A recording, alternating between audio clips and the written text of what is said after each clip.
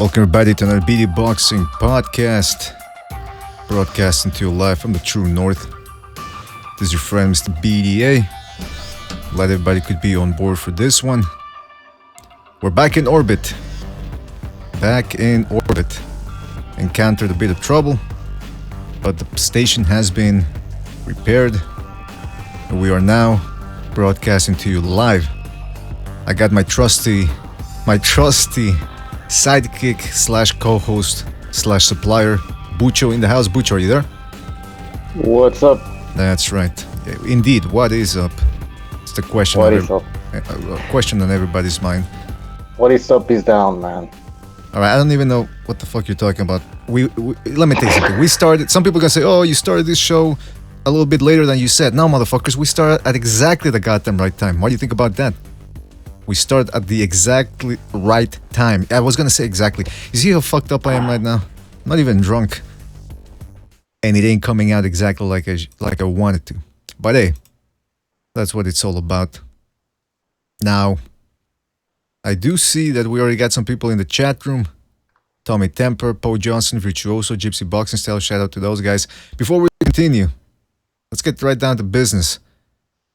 Don't forget to visit our Spreaker page and iTunes page where you can download the live episodes so you can listen to them at your convenience and you don't have to waste bandwidth listening to this live. Don't forget to check out our Patreon page, our PayPal page, and what else am I missing here, Bucho? Come on, help me out. That's pretty much it. That's pretty much it, yeah. Yeah. All right. Now, one of the reasons why this might be slowing down, Bucho, just a little technical tidbit. The space loop you put in the background, it's too big. I think. So that's why you're gonna hear a little crackling every once in a while, because the file is too big. Oh, just close the fucking thing then. No, I'm not gonna close it. No, I'm not. Oh, you know what? I can replace it with something else. But all right, Bucho. Well, it's not. I don't hear any fucking issues now. Alright, we have donors. Fantastic. Chris K just donated via the super chat. Shout out to Chris K. And he says, undercover Asian here, change the profile. Oh yeah, that's right. I recognize the avatar. He's got some sort of a what is that? Godzilla? But he changed the name, going under the radar. That's good. It's always good to change your name every 3 months. Just to throw off the fence. Oh. Michael Stott just donated as well. And he says, shout out to Michael Stott, first of all. Thank you for donating, Michael. Always appreciate your contribution. He says, you can get this lap dance for free. Want Sushe. How do you say her name? Sushe or Sushi? I don't know. I don't think it's Sushi, though. That's what I thought. I was like, wait a minute, that doesn't make fucking sense. Yeah. Well, whatever I guess it's Sushi. You know what? We should just call her the fucking whore. No, I'm kidding. Oh. Listen, before the people start saying, oh, you guys are misogynistic. We need to explain ourselves. Explain our positions. Cunt. This is more complicated than Watergate, man. This is more complicated than the O.J. Simpson trial. What? I said this is more complicated than the O.J. Simpson trial. There's a lot of facets to this. That's for goddamn sure. It's fascinating. Mm-hmm. Are we really gonna talk about this, Bucho? Not really. I just want to hear what some people have to say in the chat and some of the people that we're gonna be inviting. Well, yeah, let's get forensic experts and stuff like that. First of all, I gotta take care of something real quick. Couple of seconds. So you explain the situation. Break down the situation for our audience. Break it down for them. All right. So BDA has to take a massive shit now because he's been doing something. I don't know. Let's see.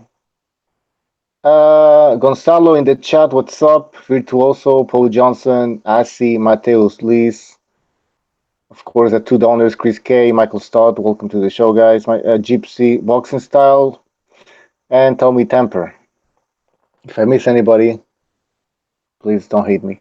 So, I don't know what you guys think about this whole thing. Listen, Pulev, well, I think you're all aware what happened, right? Pulev was doing this interview with this woman, Sushe. Oh, you're back. So, what's her name again? Jenny Sushe. So anyways. Jenny from the block. Pulev kisses her after the interview, but she smiles. She doesn't say anything. It could have been a weird reaction. Maybe. I mean, we don't know. But she didn't. Well, he shouldn't have kissed her. First of all, that's for sure, right? BDA. Mm-hmm. Yeah, You know, he claims they're friends, but then again, he said that they are friends, and then there's a video showing her in the after party, and she's chilling with fucking Pulev and his team. So are they really friends? That would be proof of it, I guess. And then she's lap dancing on top of that. She's grinding her ass on top of some guy. And Pulev's in the background, you can see. Yeah, we gotta keep this in perspective. First of all, it's a non-issue. I don't even know why we're paying so much attention to this, but I already said that. I just want to say that video, people posted that video right away of her grinding some fucking dude. But we don't know when that video was taken. We don't know if it was in the after party. We don't know who she's grinding. Like you told me that she was lap dancing fucking. Actually, no, you didn't say that. You didn't say that. But we don't know when the video's from. And even if she's lap dancing some dude, what does it have to do with Pulev kissing her? You know what I mean? That's what some people say. Yeah. But then again, I don't know. It's she said that she felt bad about what did she say? Oh, play the fucking interview, man, when she's with her lawyer, and she's saying that she was devastated after the kiss. But then again, why would you the whole night you're partying with them? So what? Yeah, that's a good point. Yeah. Well, you know what they're gonna say, right? I was so distressed. I had to go get a drink and get drunk and get wasted and grind on some guy's lap. Yeah, exactly. You know what she's doing, right? You know what she's doing? What is it exactly? Take the fucking money. Take the fucking money. Take the fucking money. That's what they told her. Somebody got it, like you said in the chat room a couple of days ago. Somebody got into her ear. Somebody got into her head. That dunt Hollywood head of hers and said, "Listen, honey, it's your time to get paid. It's your time, honey. You got to get yours." And she said, "You know what? Yeah, it is my time." So she wants to get paid from this. But like there was another case. I think it was in Australia or New Zealand. Some rugby player also kissed one of the reporters, and he got in trouble. You know, over there in New Zealand and Australia, and especially now, it's over there, SJWville, and in Japan or Korea or somewhere, some kickboxer, somebody got accused by one of the ring card girls that he touched her around the waist or something. So in his next fight, the same ring card girl tried to get close to him. Or I don't know if it was the same ring card, but they tried to get close to him, and he said, "No. Like, here, learn his lesson." So that's the world we're living in now. It's you can't. Yeah, touch and some people saying like, "Oh, just because she's grinding like that, it's her choice," but it's not. It doesn't show that she's like like a slut or something, whatever. But her tits are hanging out and shit. I mean, get the fuck out of here, man. Why are we talking about this? All right. Yeah, disgusting. Who are we to judge? They're gonna be saying, "Who are we to judge?" Well, somebody has to do it, man. Absolutely, I agree. That's true. Somebody does have to judge and keep this skanks in line. I'm sorry for being so direct, but it's the truth. Then people are gonna misconstrue what we're saying. They're gonna say, "Oh, well, they agree that Pulev should have kissed her." No. Listen, in this day and age, don't even approach a woman. Seriously, man. Unless you're, you know what I mean? Because they're gonna start screaming rape or whatever. You know what? We're fireproof here. With the firewalls we got set up and everything, I'm not afraid of speaking my mind. Especially we got the Mexican card going. So if anybody tries to say something, somebody said, "Why is BDA talking to himself?" Yeah, they're going with they're going with. I don't know if he's going with the conspiracy that you ever hear that? You hear the newest conspiracy that you're a hologram? Yeah, I heard that one. I mean, come on. I heard that one. Yeah, that makes more sense though than you and I being clones. All right, so let's just, in order to capitulate this whole disgusting saga of Jenny Shu from the block, they call her the bicycle. Didn't they? I heard. I don't know. I heard that they used to call her the bicycle back when she was 18 because everybody got a turn on her. Whoa. That's what I heard. I don't know. That's what some people are saying that. So there might be. Now, am I just making things up? Okay, go ahead. Am I just making things up? Maybe you people out there. It's up to you to realize what I'm making up and what's really been said. All right, sorry. Go ahead, Bucho. One last point, man. Listen, we're not making fun of this situation of like Pulev should not have fucking kissed her, should not have touched her, whatever. Come on. But she shouldn't have fucking went and start suing him. I mean, it doesn't make sense. I mean, we all know they're clearly friends from what I fucking see, right? So she was lying. She is lying, and I think Siskin mentioned this in a tweet. He's like, "Well, this doesn't." Shit, I'm gonna misconstrue what he said. But basically saying he doesn't for actual people who maybe are, harassed or whatever. This is gonna give a bad light to these people. You know what I mean? Because people are gonna associate other cases with this one, which was fake. Mm-hmm. Well, it already It gives it doesn't a help bad. the customer. Well, for me, it doesn't change anything because I never. For me, it doesn't change anything because I never believe what a woman says. You know, she says, "Oh, this happened to me." I like, nah, sorry, honey, can't help you. I'm borderline. Anyway, let's get to the last comment on the, or one of the last comments. Lou DiBella, you sent me this link of what Lou DiBella. All right, Gonzalo Anaya donated via the super chat. Shout out to Gonzalo. Thank you for your contribution. He says her name is Jennifer Levallo, but she's had a cooking show, so her nickname is Sushe. Another one of those girls trying to make it big, just to be famous for the sake of being famous. So this might just go ahead and explain why she's doing this. She just wants her name out there in the spotlight. I'm telling you, somebody got into her head. A manager, agent or whatever says, you know what, this is really gonna raise your profile, girl. You gotta get yourself out there, and you're gonna be a champion for all women. Meanwhile, now she's out there with her tits out. Half of the world is calling her a whore. The other half believes what she says. It's disgusting. But listen, let's see what Lou DiBella, promoter extraordinaire, and one of the Al Heyman's best friends had to say. First of all, this all started because Michael Montero said. Let me just zoom in on this little tidbit. Okay, so it says Michael Montero says what happens in Vegas stays in Vegas, and then Lou DiBella wrote a novel saying, "Why republish this video, Michael?" Oh, he's talking about the video of Jenny grinding on some dude. So DiBella says, "Why republish this video, Michael? And the face on who she's grinding on, and she's free to grind on whoever the fuck she wants, isn't visible. So what's the point? Pulev had no right to force kiss her while she was working. Period. I'm not into this slut-shaming shit." Wrong. Okay, I don't know if that's not how DiBella talks, but I felt like I had to do some sort of a voice. And now Michael Montero came back and he said, "I'm not slut-shaming at all, Lou. If you look at other tweets, I repeatedly said that this video does not excuse Pulev's unacceptable behavior. However, it certainly sheds new light on the lawsuit. No, don't speak for me. I never said she couldn't grind on anybody she wants." Like Michael Stott in the chat says, she can grind on me, man, anytime she fucking wants. But the point remains, nowadays, that's the wrong thing about Bucho, about putting all your life on social media is, you can't stand on a pedestal if you've documented half your life on social media, Facebook, Twitter, because eventually somebody's gonna dig up some dirt on you that's gonna make you look like a hypocrite that we all are. I should say, we're all hypocrites. You know, if you dig into the thousands of hours we've done on this show, you're gonna find something that where we've contradicted ourselves in. But that's life, you know. But that one thing you don't do is you don't put yourself out there as the moral authority in the world. And then when shit comes back to bite you in the ass, you go, well, you know, that you can't go back and dig into my history. Yes, we can. It's the 21st century, baby.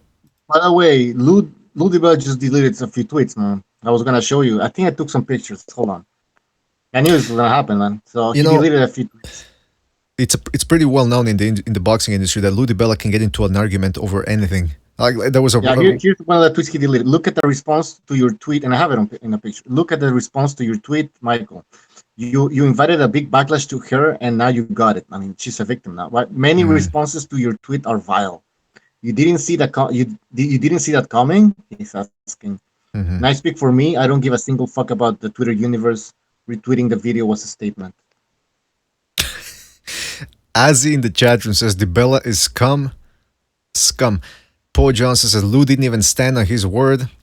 Blues Boxing says, I bet she can't sleep at night and has nightmares. Can't carry on working. It's affecting my life. I need some pounds, some money, some moolah, some cash. Shepherd the Sun says, why Sage BDA? Jason Bourne says, you go girl BDA. Paul Johnson says, Lou is a male feminist. And he also says, I heard TMC reached out to her to sue and gave her contacts to a lawyer. Would not surprise me. Now, you know what? This whole thing is worthless without pictures. And Bucho so generously provided me with some pictures. So let's see some of these pictures of this Jenny Shoe girl. See what we're talking. What the fuck is this? Can we actually put? Okay, so I hope that's a mannequin. Anyway, there's no nudity, so I don't see the problem. But I'm gonna remove that picture as fast as I can. Bucho, she seems a little on the chunky side. I'm just You know saying. what? I'm just Yeah. saying. I thought she was gonna be a little slimmer because I didn't actually get a good look at her as I should have. Jenny touching Pulev. All right, let me see what this is. Okay, is that photo real? I think it's Photoshop, man. That Has- one, I think is Photoshop. I compared it with another picture where her hand is not actually touching his dick. Okay, now you see the picture there on the lower left side where she's with her lawyer, feminist extraordinaire Gloria. Is it Gloria Aldred or? No, That's I don't know who that is, man. I think that's the lawyer. Anyway, the photo you just saw in the left hand corner. She looks like the lady I just delivered my dry cleaning to last night. She looked weird in that photo. And Shepherd Son says, yeah, that's photoshopped. New Day says she's feeling that Bulgarian bulge. Fight Scout says, I heard she once sucked a golf ball through a water hose. Blues Boxing says she's a gold digging slut, but I still would. Thumbs up. All right, listen. Oh yeah, and one last thing. Apparently, there's another reporter named Ellen Yi, another Asian reporter who dabbles in boxing and MMA, and now she's getting harassed on Twitter because people think that she's the whore that's trying to sue Pulev. Look at that. I've never seen an Asian with tits that big. Either that's photoshopped or that's those are Oh, implants. come on, you can tell, man. Yeah. And she's holding like a flashlight or something. What is it? No, Oh, that's come on. well. What is that? That's a mic. Those are her earphones, Butch. Come on, Oh, okay. or her cans, as they call them in the industry. All right. I'm getting tired of talking. I wonder if I mean, can guys move up in the? I mean, getting fake tits and you know what I mean. You mean Would can that guys help? get See, upgrades? the thing is when see, this is the advantage women have over men. Explain. The looks and shit. You know what I mean? Mm. Implants and shit, and then go like, oh yeah, and then move up in. I'm not saying she's not talent. She doesn't have any talent. Well, I can You know say what I mean, it. but No, I said I can say it. yeah, we gotta keep this YouTube friendly, you know, and people will make it their own conclusion. But you know what I mean, guys. Yeah. We are in a handicap, man. Well, Compared to that's women, why some of the women, good-looking women. we're handicapped in the sense that we need to raise our profile in more aspects. Like for example, them all we care for the most part are their looks and whether they shut their mouths long enough during the day. For us, for women, they if they want a man and we want to get the hard looking woman, we gotta optimize our looks, our finances. When I say looks, I'm just talking about haircut, going to the gym, staying as fit as possible.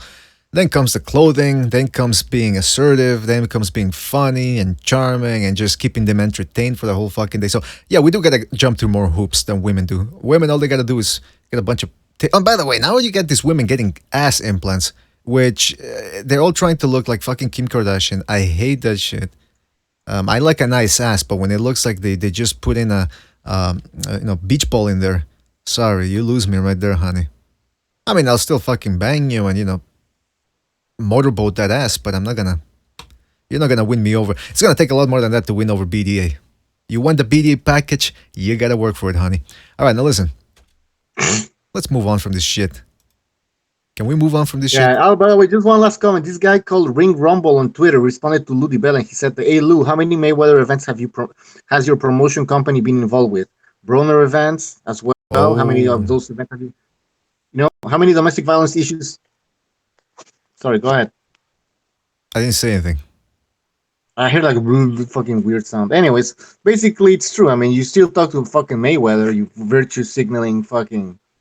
That's what I'm saying. Um, That's what. And let's not forget, Lou DiBella was also the same guy that was loving what Angel Garcia was saying against Thurman. Remember when he was saying Nigga? He didn't say the N word, that strong ER, but he did say the Nigga word, and DiBella was loving it. And then afterwards, when all the writers started going, acting all insulted and offended over it, then all of a sudden he changed his tune. He said, "Oh yeah, that's that type of behavior I can't condone." Meanwhile, you see him in the video; he's laughing when it's happening live. So.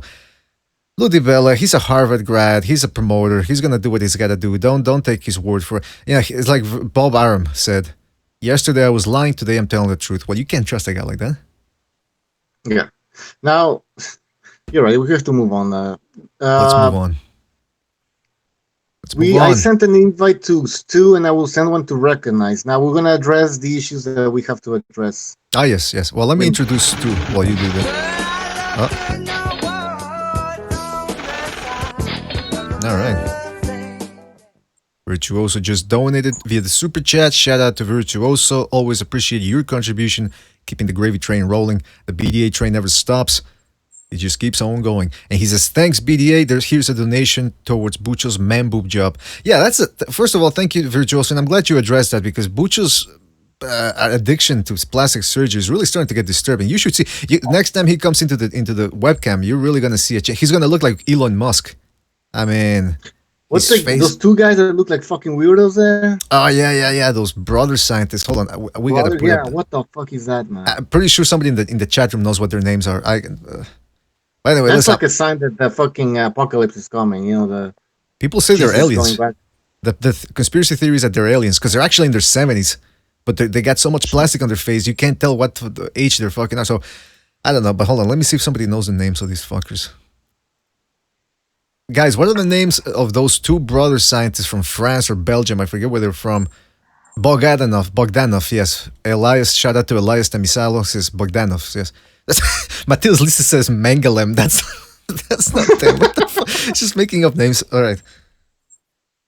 By the way, we got Stu on the line. Let me just introduce. Well, actually, yeah. Let me just introduce him before we continue. But I wanna, Stu. You're gonna have to let me put those pictures up. I wasn't bad though. I told you what's going to happen to Price. I told you he's going to be sleeping. I told you the ambulance is going to come. The oxygen mask is going to come out. I told you he's going to miss the main event.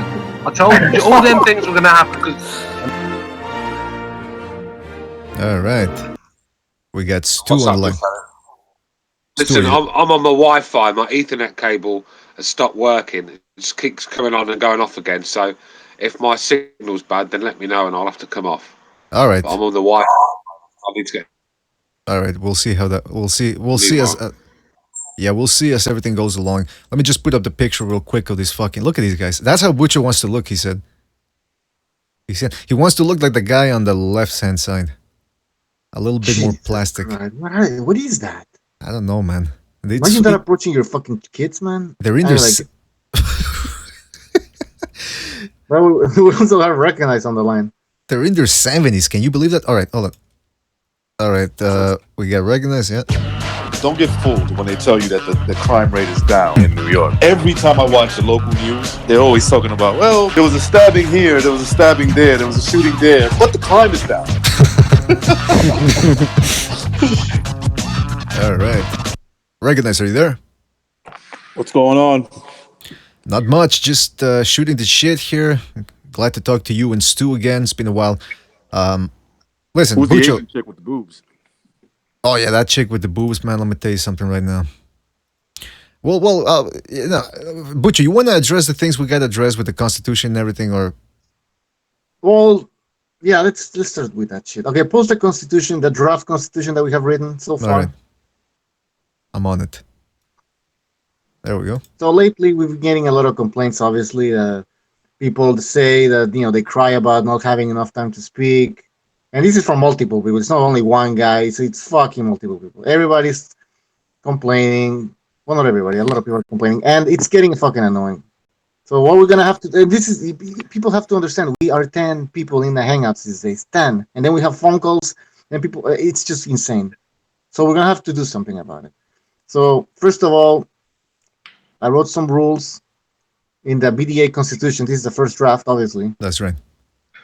And... All right, number 1, panelists must remain quiet when hearing the voice of the host or hosts. That's a priority. If you hear BDA trying to speak, don't ignore his fucking voice. Just stop talking, man.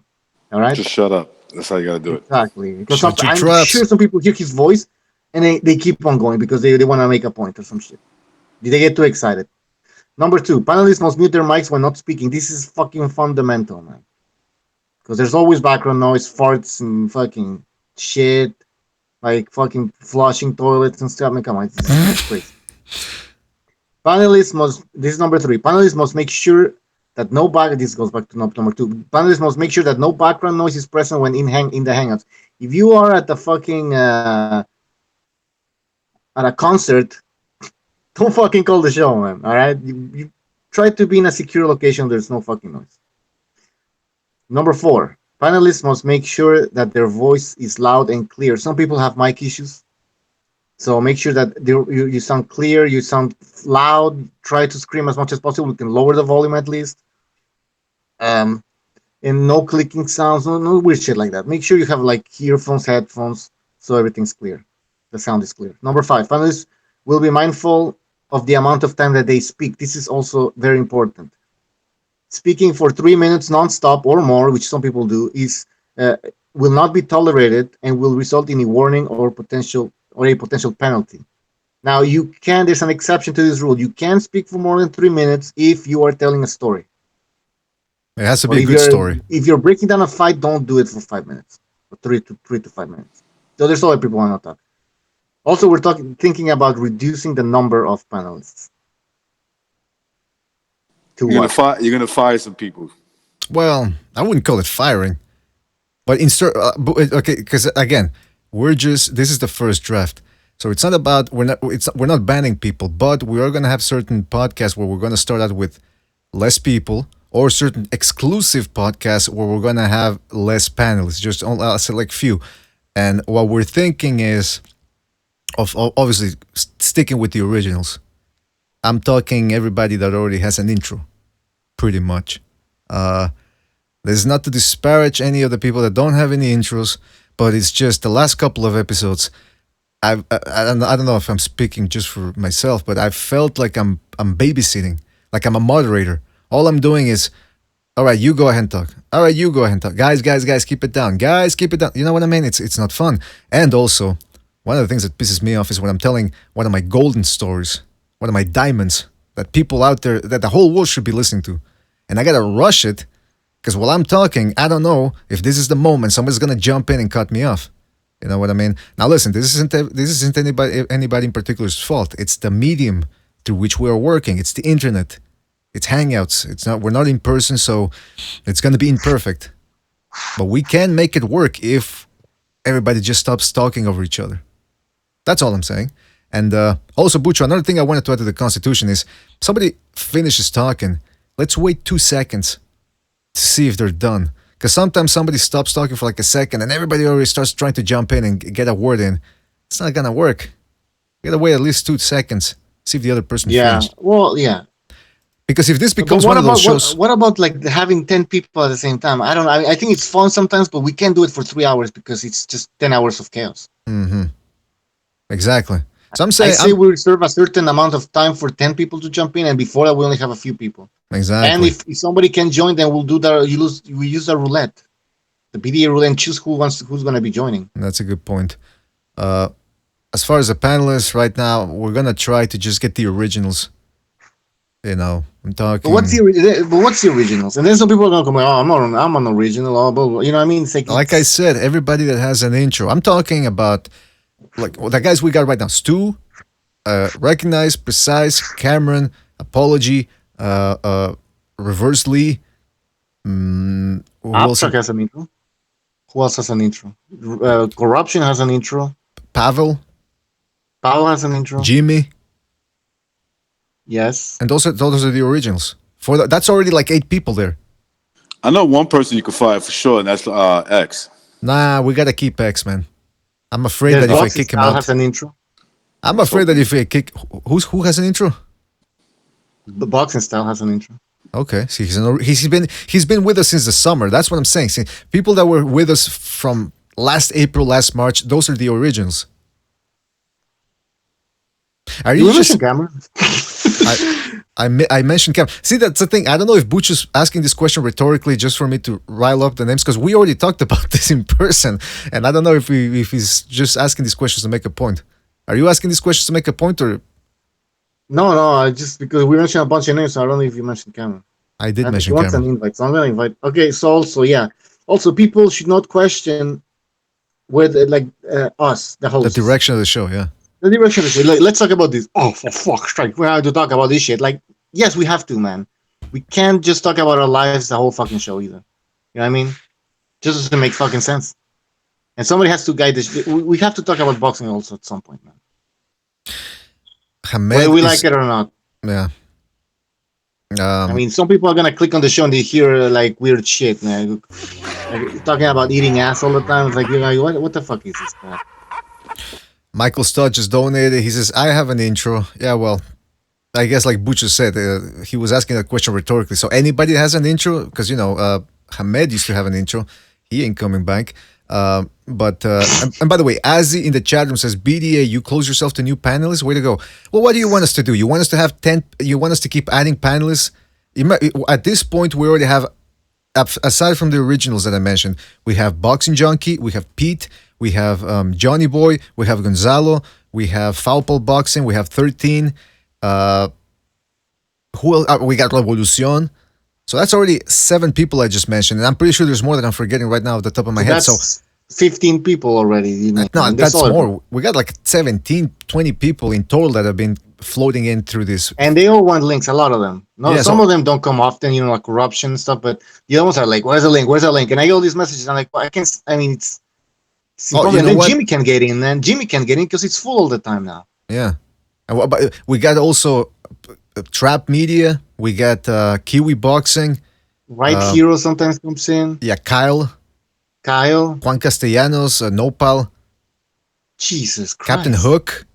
So you see how and John Gonzalez sometimes comes in, even though he'll John and Official, sometimes they'll come in and they'll go, listen, I'm not talking all that much, so I'll just give my place to somebody else. And that's cool. What people should do as well. Yeah, what I mean? Be you're on the show, you spoke sometime, you leave and let somebody join in for a bit as well, Mm-hmm. That's what we should do. And we should rotate some people, BDA. Yeah. I suggest, like I said, the originals get precedence, Yeah, but what if you already have like 8 originals? It's only 2 spots for rotation? Well, what do you mean? Sometimes they don't speak. Sometimes people don't fucking say a word. All right. So they should fucking leave. I mean, they go watch TV or take a crap and leave the thing. They're taking a spot, man. Right.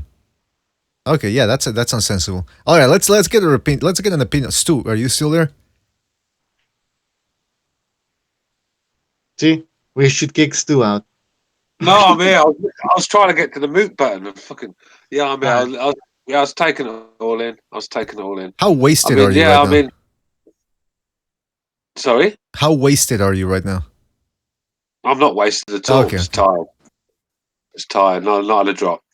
But no, I mean, it's far too many panelists in it when you start counting them all. Mm-hmm. I mean, when there's only 10 spots, how can you fit everyone on? And yeah, I agree, it can be a bit chaos. It's going to be difficult for you guys, obviously, to pick who you want and who you don't. It's not a nice thing to do, is it? Tell people you can't come on, but I suppose when when you're the boss, you've got to make these decisions, guys. Unfortunately, yeah.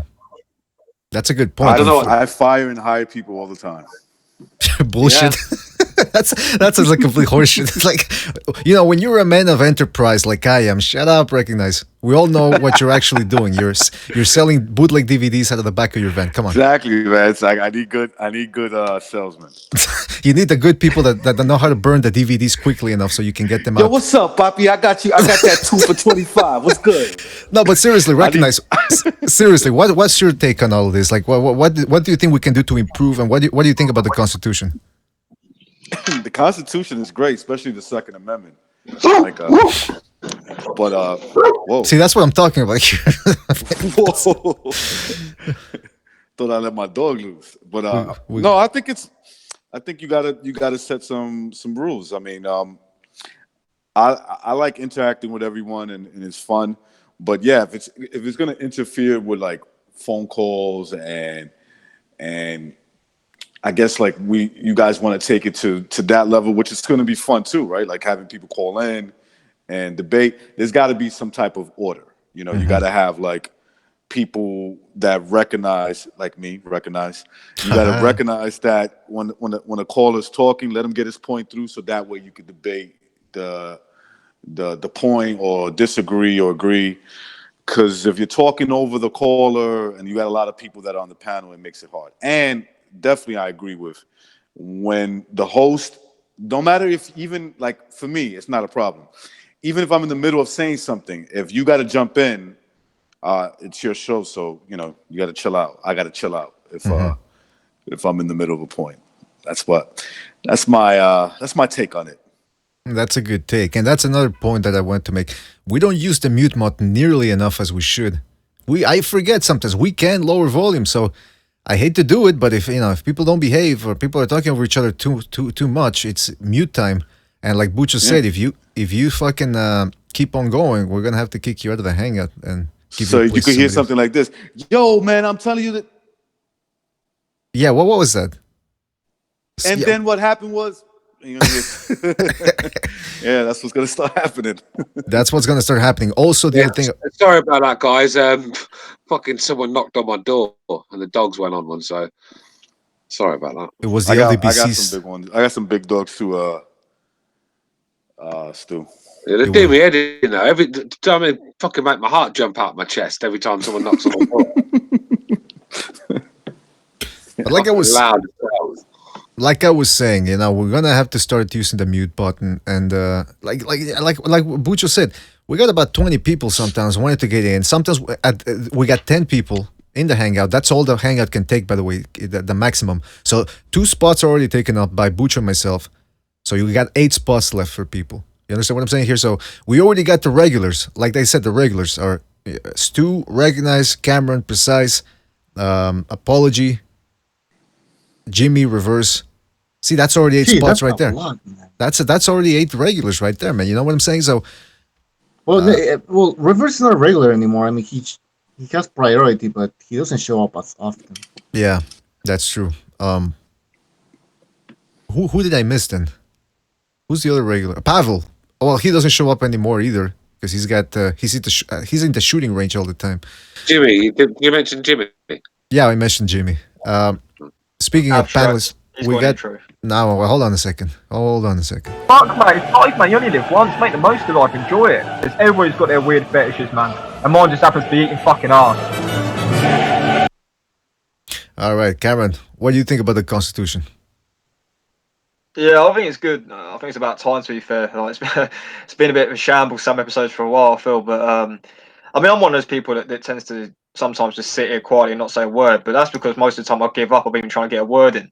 And I'm not taking aim at anybody in particular, but most of the time when I talk, people interrupting and shit. And that, and I think there was a few episodes, maybe the last one, where I was trying to force my way in, and Bucho was getting a bit annoyed of it. But I thought I'm gonna have to fucking force my way in here. And I feel like when you've got so many panelists, you're gonna have that situation where, I mean, let's be fair, all of us here have been interrupted, right, on this show. Like, all of us have been interrupted before we can even get 3 words out. Mm-hmm. So, we're all as bad as each other. I've done it, everybody's done it. But I like the idea of rotating panelists. Like, if say, for example, you turn around and said, you'll come on the next show, Cameron, we're having this certain amount of panelists on this time. I'm like, fair enough. But I feel like if you do it like a rotation way, where you have X amount, and then the next show you have different panelists, and you keep doing it like that, do that. And then, if anybody else, any other panelists who don't make it, they can just call in if they want, if you know what I mean, and just kind of get a word in. So I feel like that's probably the best way of going about it. Because at least now you've got the call-in show. If panelists can't get on a show, they can still have that call-in option anyway, so... That's a good point. That's what I was telling Bucho too. Now you reminded me that we got the lines open now. So if somebody wants to call in, they can call in. Like Reverse also said, if somebody's on the phone, you have to keep in mind, guys, the volume we're using a browser extension to hear the phone calls, and that's a very, very low sound. Bucho actually installed an application to boost the sound, but even then it's quite low compared to the Hangout. So if the person on the phone, the phone caller, the caller is talking and you laugh over what he's saying, or you talk over what he's saying, it's gonna drown out what he's saying. So we're gonna have to stay start making us really kick you out. Ejection, man. Yeah. Well, Bucho's really... Oh, yeah. Well, should we do the yellow card system thing I told you about? Yeah, I think we should do yellow card system. Red and yellow card system, like in football. Somebody fucks up, yellow card. You fuck up again, red card. Yeah. No bullshit. No bullshit, yeah. I'm not laughing. Bucho just wants to kick somebody out. He's just... I like the idea.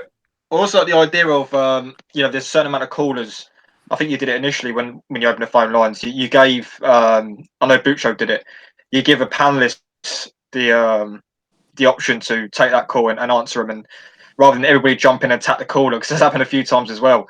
I think if there's like 4 or 5 calls, you can have 4 or 5 panelists answer them and just kind of take it. And I feel like that will kind of fair it out a bit as well. Mm-hmm.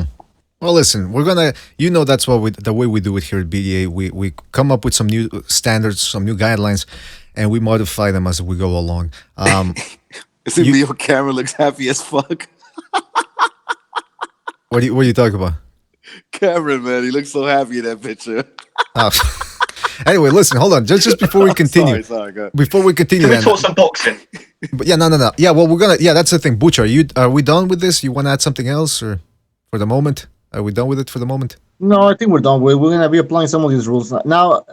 BDA, how do we proceed with the invitations now? Well, now for the moment, let's keep it simple. Let's stick to the group All right, link we'll invite more people later, I guess. as we go on. Yeah, we'll start adding people as we go on. For today, want to keep it quiet, want to keep it light, and we want to keep it topical. By the way, let's get back to boxing then. And by the way, somebody mentioned the Discord in the chat room. That's a good idea. But right now, Discord is quite small compared to YouTube, but might just be the next wave of the future. So we'll see what happens with. Like instead of Google Hangouts, Exactly. we use that. Yeah, but because we're using Hangouts But then through again, YouTube. it's gonna come back to the same shit anyways. We can't have tons of people. I don't know. All right, whatever. Listen, let's talk boxing, all right?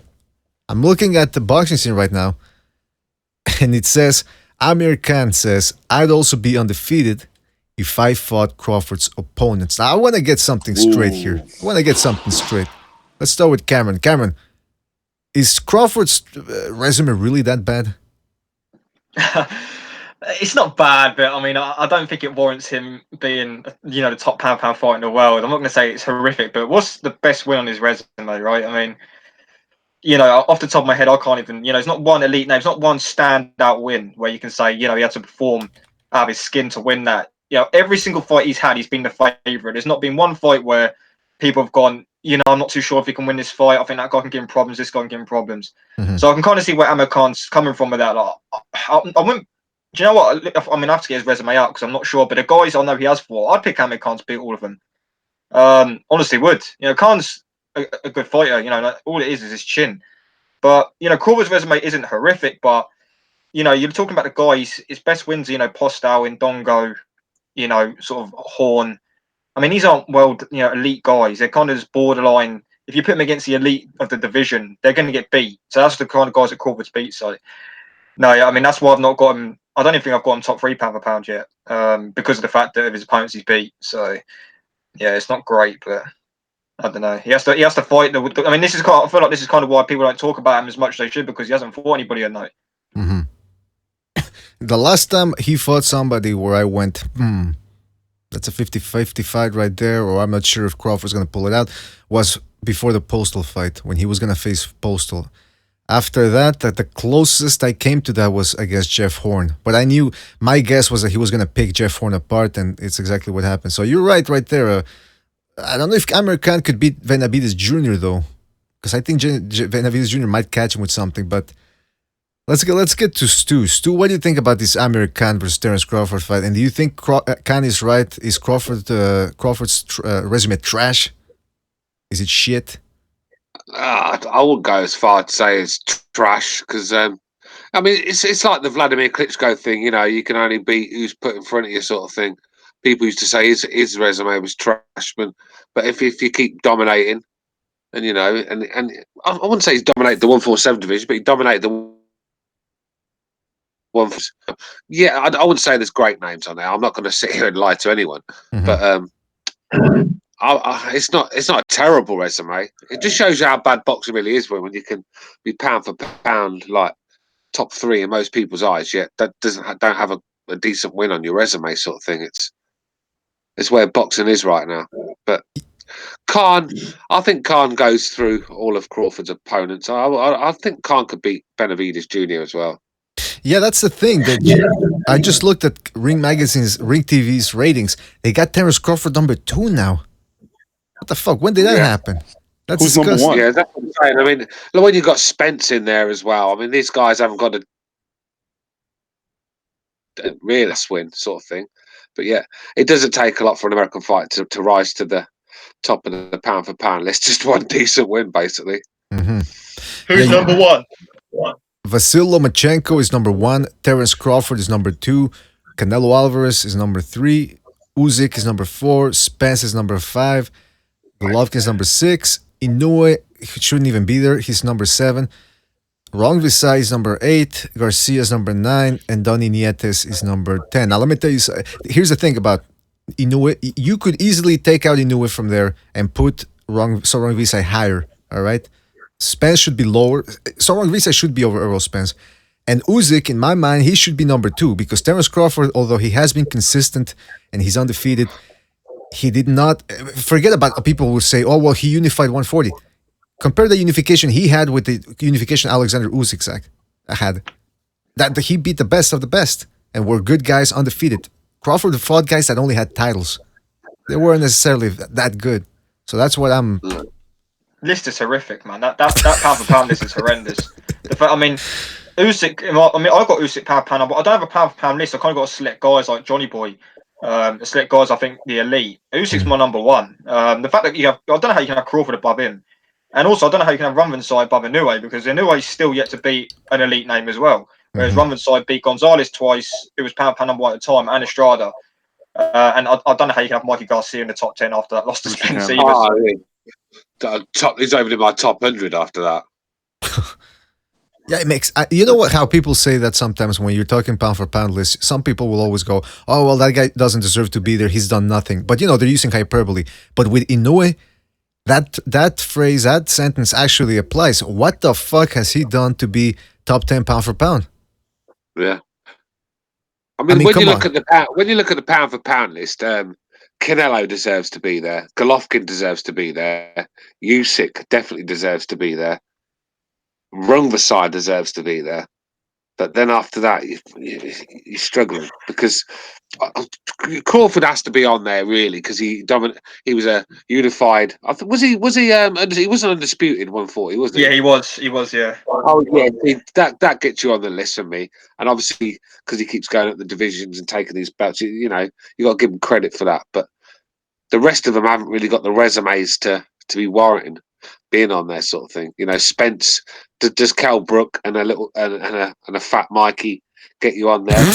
not my criteria, don't you? I mean, it's just that's. I mean, when you think about the pound for pound, it's just an opinion, solid information. It's just some guy that fucking works for some company giving his opinion, basically, in it. So I don't think we can take it too serious. Well, Stu, I think I'd have. Sorry. No, go ahead, Cameron. Go ahead. Honestly, you got to have, for me. I think you have to have Kovalev in that pound for pound list over Mikey Garcia at this point. I think Kovalev should be in that top 10 because of the fact that he's kind of he unified all the titles. He's kind of the man for a while. Fair enough, he lost the war, but everyone thought knew he won the first fight. And now he's bounced back. He looked good in his last fight. And he won the title again. So how can you have Garcia in the top 10 and over Kovalev for me? Was Chocolatito on there? No, not now. He's not. I mean, that guy has to be ahead of some of these guys as well. I mean, what? Because he got knocked out once. What about Pacquiao? He got a better resume than most of those guys. Yeah. Chocolatito. Well, look how Chocolate. He dominated for years. Went at the divisions. So he's got to be on there. Here's my thing. Take away Inoue, who they have as number 7, and take away Mikey Garcia, who's number 9, and you put Joshua in there. Because I think Joshua deserves to be in there. Who, Joshua? Yeah. Yeah, I said even though I don't of the week, I think Joshua has to be on there. But I think people are arguing that heavyweights don't go on that list. So I'm not sure. I'm not sure what the crack is there. I'd put heavyweights on that list, but a lot of people don't. So. He's got a better resume than a lot of those guys on that list. No, but they're saying that heavyweights, you don't put them in the pound for pound list because you don't count heavyweights. That's what I think. Precise said that actually the other day, and someone else said it. I don't remember. Well, that was the theory of pound for pound. That was the theory. It was like, you south because the heavyweights are the best fight. Like, right? Whoever's the heavyweight champion, he's the king, basically. That's right. Because of his size. Well, Alexander Usyk is a guy that's bordering on the pound for pound list. Porter is another guy that's hovering on the outside of the top 10.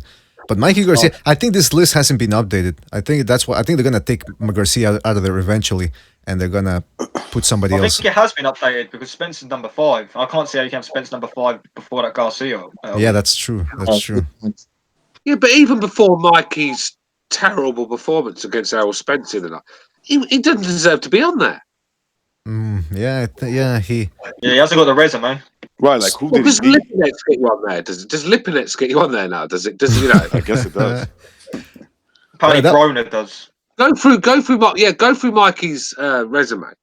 Well, It's not that great. good. It's terrible. I mean, when you look at it, he fucking quit against Alito as well. Yeah, well, let's yeah, start that's there. the thing. That's who he beat. All right. Hey, by the way, so we're talking about the pound for pound list. Fuck, who was I gonna ask? Oh yeah, to recognize. I wanted to ask you. Here's the thing, you know when people, because I think I mentioned this in another podcast. You know when it's thinking Terence Crawford. You know how some people say, "Well, he beat nothing but bums." You know, they're exaggerating, right? That's how they use the word bum to describe guys. But here's my question: let's say Crawford beat these guys bums, right? But the way he beat them means he's so far superior to them, right? So he can't be all that bad. You get what I'm saying? Because if the moment he loses a decision, people are going to say, well, he's been exposed. Well, exposed in what fashion? You know what I mean? It's like, what do you think about that theory of when people just throw out the word bum? That's why I use if you beat up. Well, yeah, recognize. Go ahead. Yeah. Okay, so if you're beating up C, B level fighters like they're shit, right? That tells me that you're elite. Yeah. Right? Yeah. Because how many B, C level fighters beat up each other like it's nothing? I mean, when I say beat up, they don't have a chance. Like sometimes you might see 2 B level or C level fighters knock the other guy out, but it doesn't go without them getting an ass whipping as well. Right? Maybe they go down, maybe they suffer a cut. So that theory to me is, that okay, he's fighting bums. He's not, like we're not taking it literal. Like these guys are bums. It's just that they're not at his level. But the reason why they're not at his level is because he's proven that he's going in there and he's, wiping the floor with these guys. Right. So that tells me he's great. Yeah, he's great for his time. Not that he's an all-time great. He's just great for his time. All-time great will be when he starts fighting, A-level fighters like himself. Yeah. It's a bit like Vladimir Klitschko when he was fighting these. That's why I mentioned him as an analogy sort of thing, because when he was fighting these mediocre opponents, he was dominating them. So he still had to give him credit, sort of thing. And I think that's the same with Terence. While he's dominating, if he's struggling with these guys, then we have to start, changing. I mean, I don't think he was great against Benavidez, to be honest. I thought that was a subpar performance for me. I didn't think Terence Crawford was great. Yes, he got the job done, but he took a lot of punishment that night, and he was fighting a guy that clearly had a problem with his leg. I mean, he wasn't even moving properly. So, yeah, I don't think Terence Crawford was too great last, and I don't think Errol was either. So. We'll have to see, man. We'll have to see. And now they're talking about Errol Spence versus Porter. So I don't know if that Pacquiao fight is going to happen. But obviously the fight that we all want to see at welterweight, really, most people actually say, is Crawford versus Errol Spence. But you know how that goes. Who knows if that's going to happen. Also, just real quick, I'm reading boxing news here. Boxing scene. Robert Easter Jr. is going to be taking on Rances Barthélemy on April the 27th on Showtime. I mean, this fight would have been good 2 years ago. Now Barthélemy, he didn't look good against Relic in his not his last fight, the before last fight. I don't know if that's because Relic is that good or maybe Barthélemy is slipping because he is Barthélemy. How old is this motherfucker? He's 32 years old, but you remember he's Cuban, so he might be 37, 38. His last win was against a guy named Robert Frankel, who's 36 and 19. 36 wins, 19 losses. Barthélemy knocked him out in the third round, TKO actually. That was after the Relic fight, and now he's taking Robert Easter Jr. I don't know, guys. Is this at 140 or 135? Good question. Let me check. It says blah, blah, blah. I think it's gonna be a lightweight. It's for the WBA lightweight title, if that means anything to you guys. It's getting hard to look at Easter at that weigh-in, bro, at 135. Right. Looks like a skeleton, man. He looks like I think it's actually a good fight.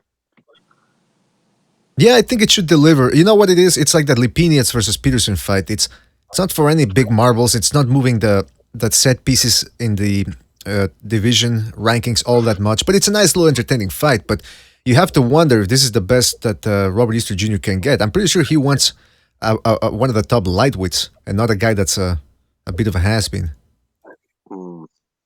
Because you know what? Let me put the rankings up there, the lightweight ranking. I don't even know what the lightweight rankings are. That's a good. We're gonna explore this right now. So Lomachenko's the number one guy. Garcia, yeah, he's a champ, I should say. Garcia is the number one contender according to Ring Magazine. Colmy is number 2. Easter is number 3. Krola number 4, and he's gonna get a shot at Lomachenko in about a month or so. Luke Campbell's number 5. Jose Pedraza number 6. Devin Haney's already at number 7. How weak is this division? Teofimo Lopez is number. How the fuck does Haney get ahead of Teofimo Lopez? Who did Haney beat? Can anybody enlighten me on that one? What? Yeah. Oh, this is nothing. This is nothing, man. These rankings are nothing. Yeah, I'm starting to get the same feeling. No, they are nothing. I mean, look, what do we talk about on your, like, when we come on here? We always talking about our list. We don't even pay attention to these rankings. You know, it's like it means nothing to us. His last fight, Haney's last fight, he beat some South African guy. All right, somebody's got their speakers on. I don't know who it is. What's his fucking name? Haney's last win was against Zolizani Ngongeni. I hope I got that right. South African, 28 years old, undefeated. Good record, glossy record. Before that was 25-0 before he lost to Haney. And but look at his record. He hadn't fought anybody. So maybe he's good. I don't know. I'd have to watch the fight. But let's look real quick at what people are saying in the chat room. Mateus Lisa says Easter looks like he's going to be hitting the crack pipe to make 135.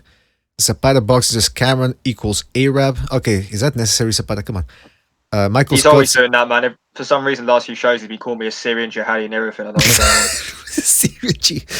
Oh, man. All right. Michael Stott says Nicola Ferrari on top of boxing, bro. Mateus Lisa says, hey, Nicola, what's up, brother? How long can Easter make 135? Asks Jay Perez. Devin Haney, affirmative action, says Mateus. New Day says, what weight does Sean Newton fight at? Oh, man, why are people always attacking Sean Newton here in this fucking... See, that's when people say that our chat room is biased. They're not biased. They'll attack everybody and anybody. I like Sean Newton. I like him too. Look, Sean Newton fights in the Kumatai. He goes... Kumatai. The Kumatai. He goes underground, man. Goes underground, Sean Newton. By the way, Virtuoso says Haney could get starched by Teofimo Lopez. Did you see that video on YouTube that just came out of Lopez sparring against the Cuban guy that just fought Porter? What's his name again? Ugas, yes. Ugas. Did you see that video? Yeah, I saw it, man. He held his own, man. I guess the bigger guy, yeah, he certainly did. Yeah. I actually thought he was even backing him up at times. Do you think that's because Ugas was working defense? Because in my eyes, it looked like Lopez was actually too quick for him. Lopez was definitely too quick for him. I think that we're going to find out that, look, I'm not saying that Lopez is going to be an all-time great fighter, but he's going to be a lot like Roy Jones in the sense that he'll be in there with like guys that are bigger than him, but his overwhelming speed, that sniper punching mentality that he has, it's going to intimidate a lot of guys. Mm-hmm. It might not work for like a Lomachenko or something like that, but like the average guys, he's gonna be a big problem, man. You know what fight I'm looking for? See, that's what I love about boxing. When Mikey Garcia moved up to fight Errol Spence, people were saying, "Oh, what's Lomachenko gonna do now? He's done. He's got no big names." Teofimo Lopez, whom a year ago or 2 years ago most people didn't know about, is building up quite a nice profile for himself. Could be a star in this division, and him and Lomachenko maybe a year or two down the line could be a potential mega fight. You also have Tank Davis there. That fight can still be made. And one of the fights that I was actually watching Progray's last fight against Flanagan, and I said, you know what? What's his name? Progray's power puncher. He talks a lot outside the ring. Lopez is the same way. Power puncher talks a lot outside the ring. That's a potential mega fight right there too. One of these days, if provided both guys keep winning and keep looking good. See, that's what I love about boxing. Just when you think, there's not that many fighters in the horizon, boom, you get 2-3 good names coming up. Yeah. Yep. The only thing is that I just, and maybe I'm wrong about this. Maybe this was always like that.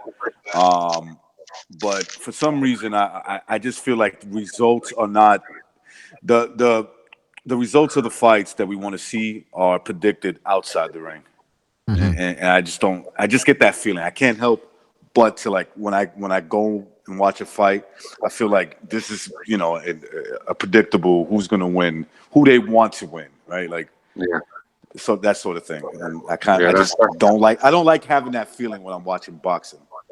Yeah. That's a good point. It's a sad thing about the sport because when a guy deserves to win and he doesn't because of certain politics, then it just makes the sport stink even more. And that's why it just leaves a bad taste in my mouth. This boxing. I mean, I just lose the will to live just talking about it sometimes because it's just it's a wrong un, isn't it? This sport's a wrong un, man. This is everything about it's wrong, And I don't think we could ever clean it up because there's no one to answer. There's no major organisation to clean it up. There's no one to answer to. It's like when an American footballer does wrong, or a football player does wrong, a rugby player, whatever. They've got the NFL to answer to. They've got the Premier League or UEFA, whatever, to answer to. But boxers have got nobody to answer to. They've got their little boxing boards, but let's be real, them boxing boards are just run by mafias anyway. Right. Just give simple quid and they make things go away. Look at the IBF back in the day. I mean, fucking hell, the IBF, they were taking backhanders. If you wanted a shot at the IBF, just give them an envelope with a few quid in it and you got it. And that's why they're just clean things up. But yeah, that's what I don't like about boxing. It's just sometimes the best man who deserves to win doesn't, and that's wrong. That's never going to change either. Well, you think so? I mean, if we give that, everyone's always going to get robbed. There's always going to be robberies in this sport. And now there's more money. Now there's more money being pumped in, more than ever.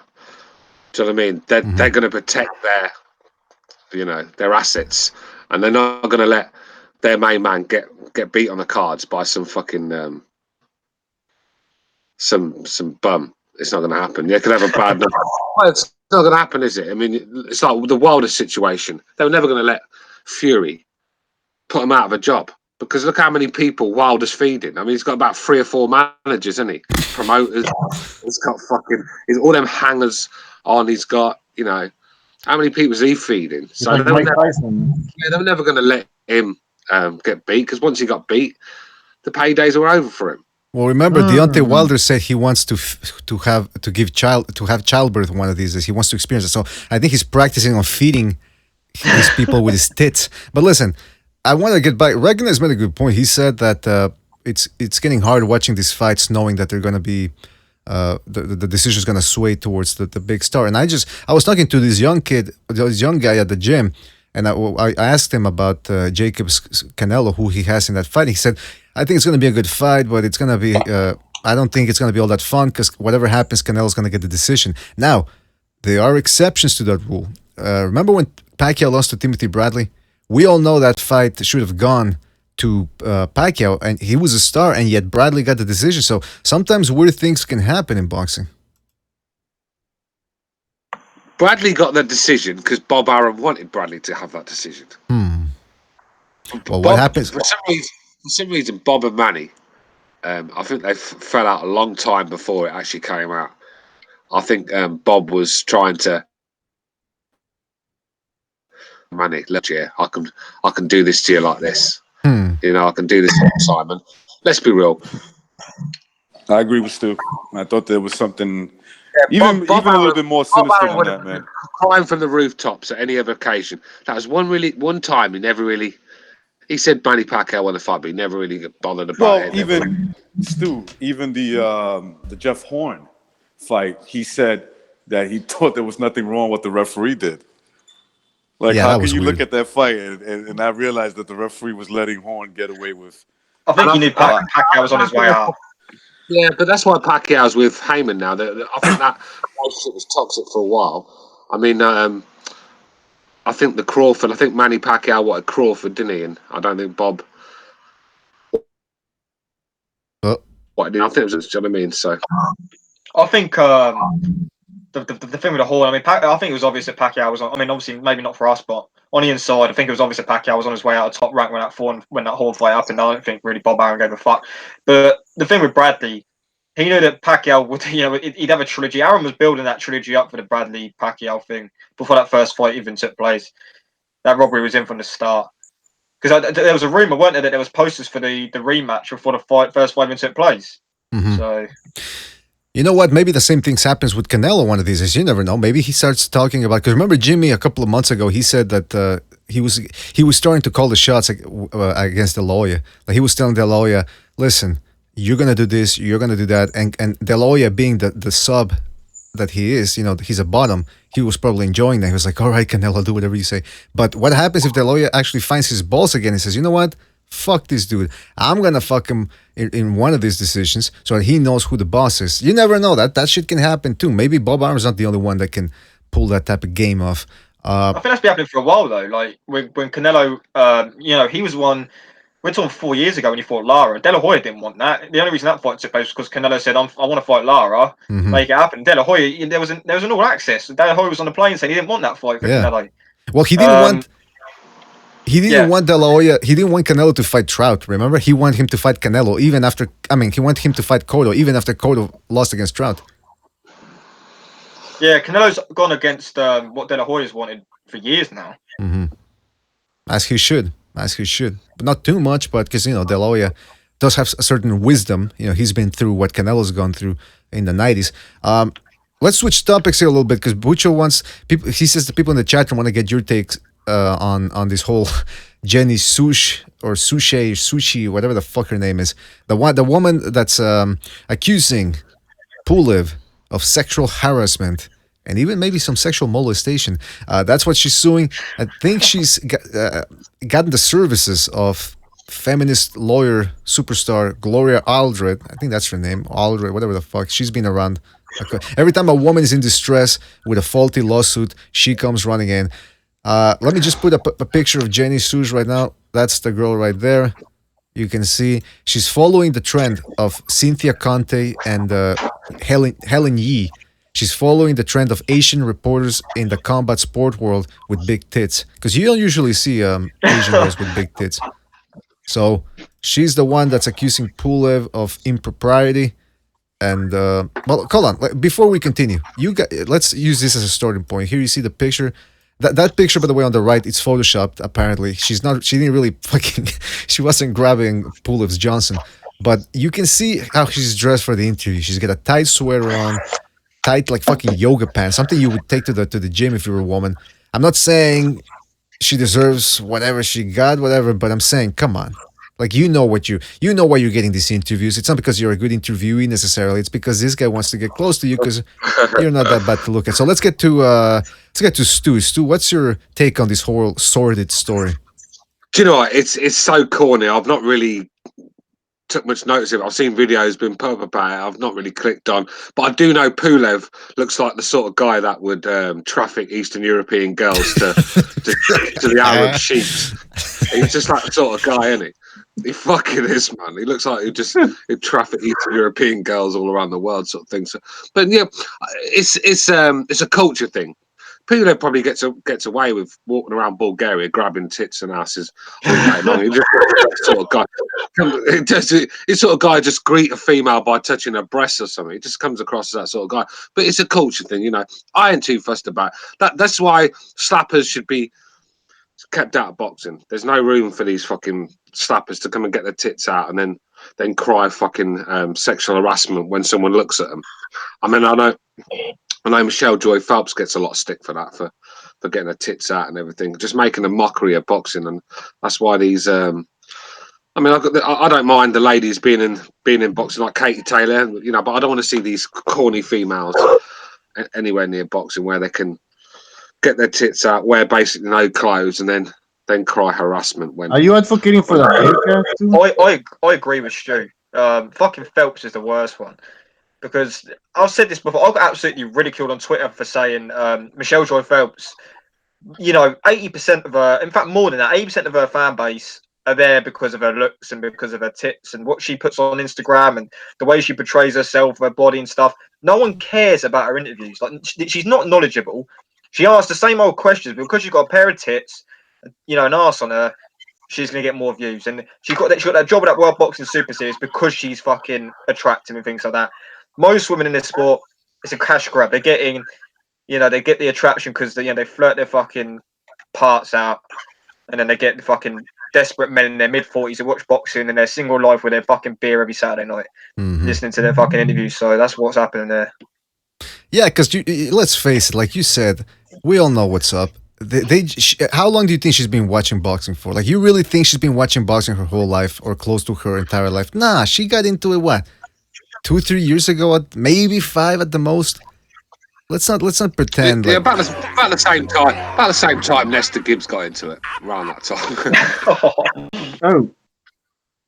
Oh, hold on. Sorry. John Gonzalez just donated. Shout out to John. I mean, no, sorry, not John Gonzalez. Oh yeah, John Gonzalez. What am I saying? Yeah, John Gonzalez just donated. He says, shout out to John. He says, if she wants fame that bad. Oh shit, I lost the message. Hold on. He says, if she wants fame that bad, I can give her the John Gonzalez treatment. The only grinding that would be done between us is when I'm grinding her bones to dust. Jesus.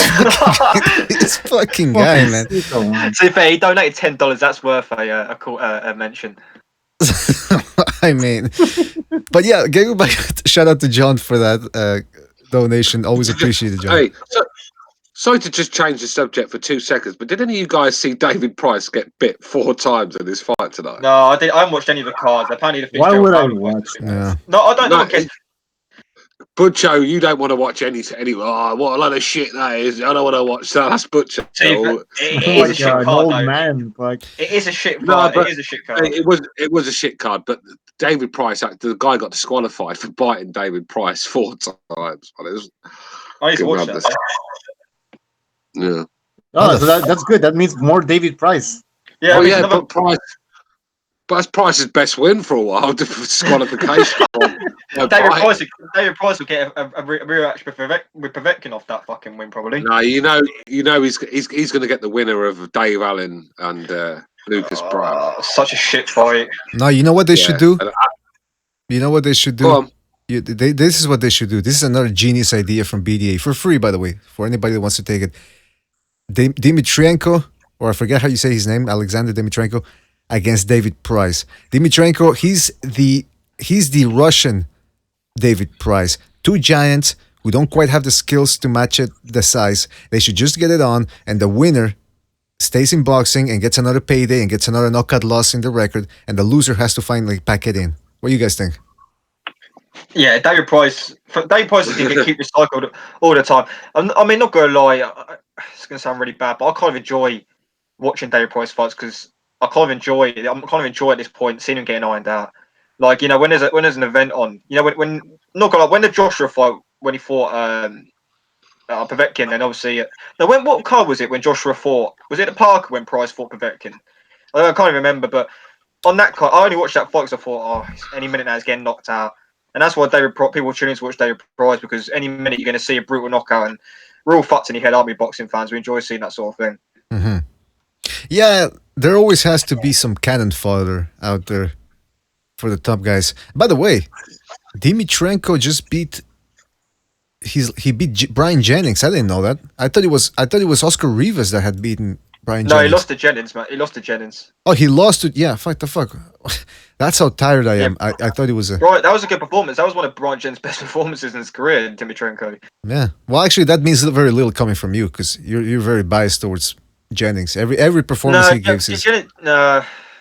Wow, let's be real. All you got to do is give Cameron an interview, and he's up your arse. Look, I'm not fucking IFL. You know what I mean? So several fighters I've interviewed won't let me speak to him anymore because I've slated him on fucking podcasts and shit. Yeah, right. Didn't you have They probably saw that grin in your profile pic and got scared off.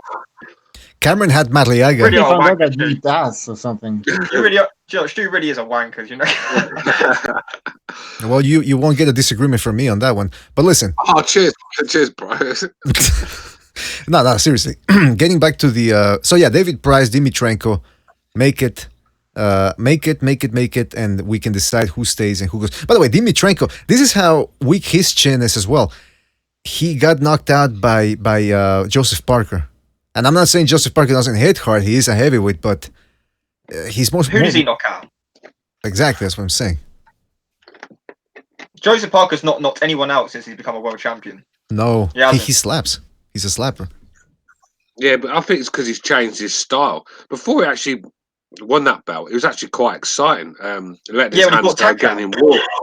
Yeah, but his Takam fight was brilliant. He gets in wars with these guys, and it was very exciting to watch. But then, as soon as he won that belt, it became to defend the belt at all costs. It became like a Floyd Mayweather sort of way of fighting. And I'm not saying he's like Floyd, I'm not saying, but it was very negative and defensive. And I mean, look at Joshua, and Dillian Whyte as well. I mean, he only decided to turn it on in the last round when he's like fucking miles behind on the cards. And if he'd have turned it on a bit earlier, he'd have got the win. It's just he's just missing inside for me. He's got the talent. He's obviously got a good chin because no one stopped him. And that left hook that Dillian Whyte landed on him would have knocked out a fucking horse. He's got a good chin, but he's just missing something inside him. He just doesn't have that desire for me. That's why he'll always come short. Well, just look at the Huey Fury fight. I mean, it was an absolute fucking shambles, wasn't it? Do you know what I mean? Yeah, that fight was just horrible. You know, he should be going in there. Yeah. All right. Okay, I'll keep interrupting Stu because he's got a delay. Yeah, he's on the delay. Right. Going back to the whole. I'm on Wi-Fi. Okay. Well, going back to the whole Jenny Shu, or as Bucho called her, Jenny from the block, who knows what she was up to back then.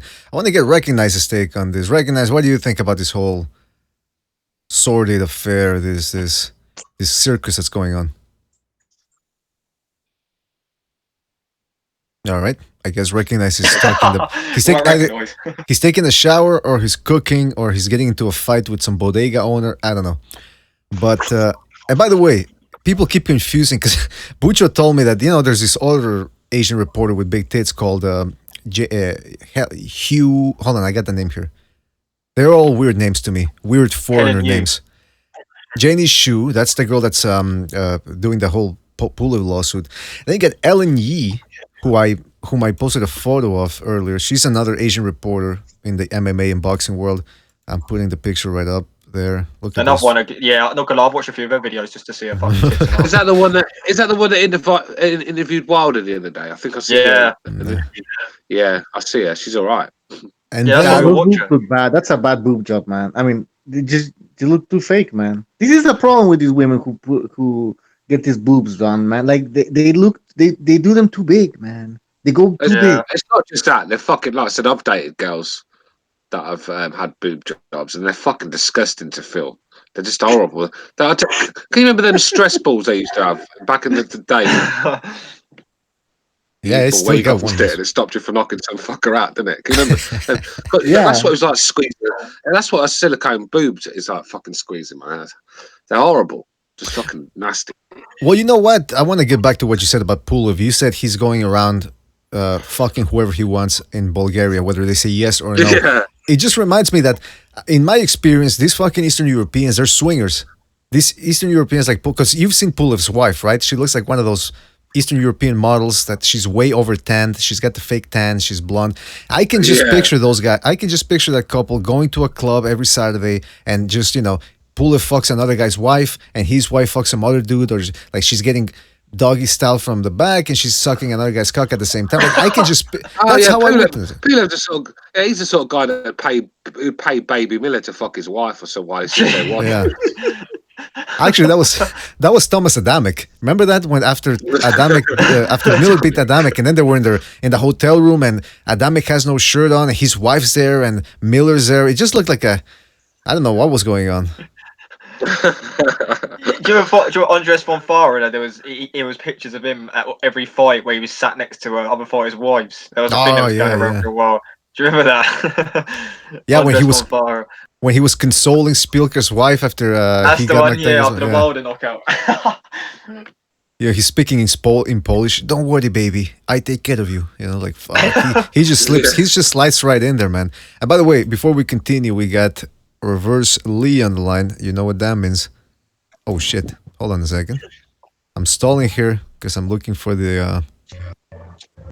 What the fuck is that? Is that music in the background? Yeah, Reverse Lee's playing his own intro. Yeah, people. Reverse Lee's playing his One Direction. In excess. All right, hold on a second. I'm trying to. All right, I just opened up the folder. Enough stalling. Let's get to the direction. Reverse Lee. That people say that's where you go if you want your career to blow up. California, man. That's the land of the pedophiles. All right, Reverse, are you there? Hello.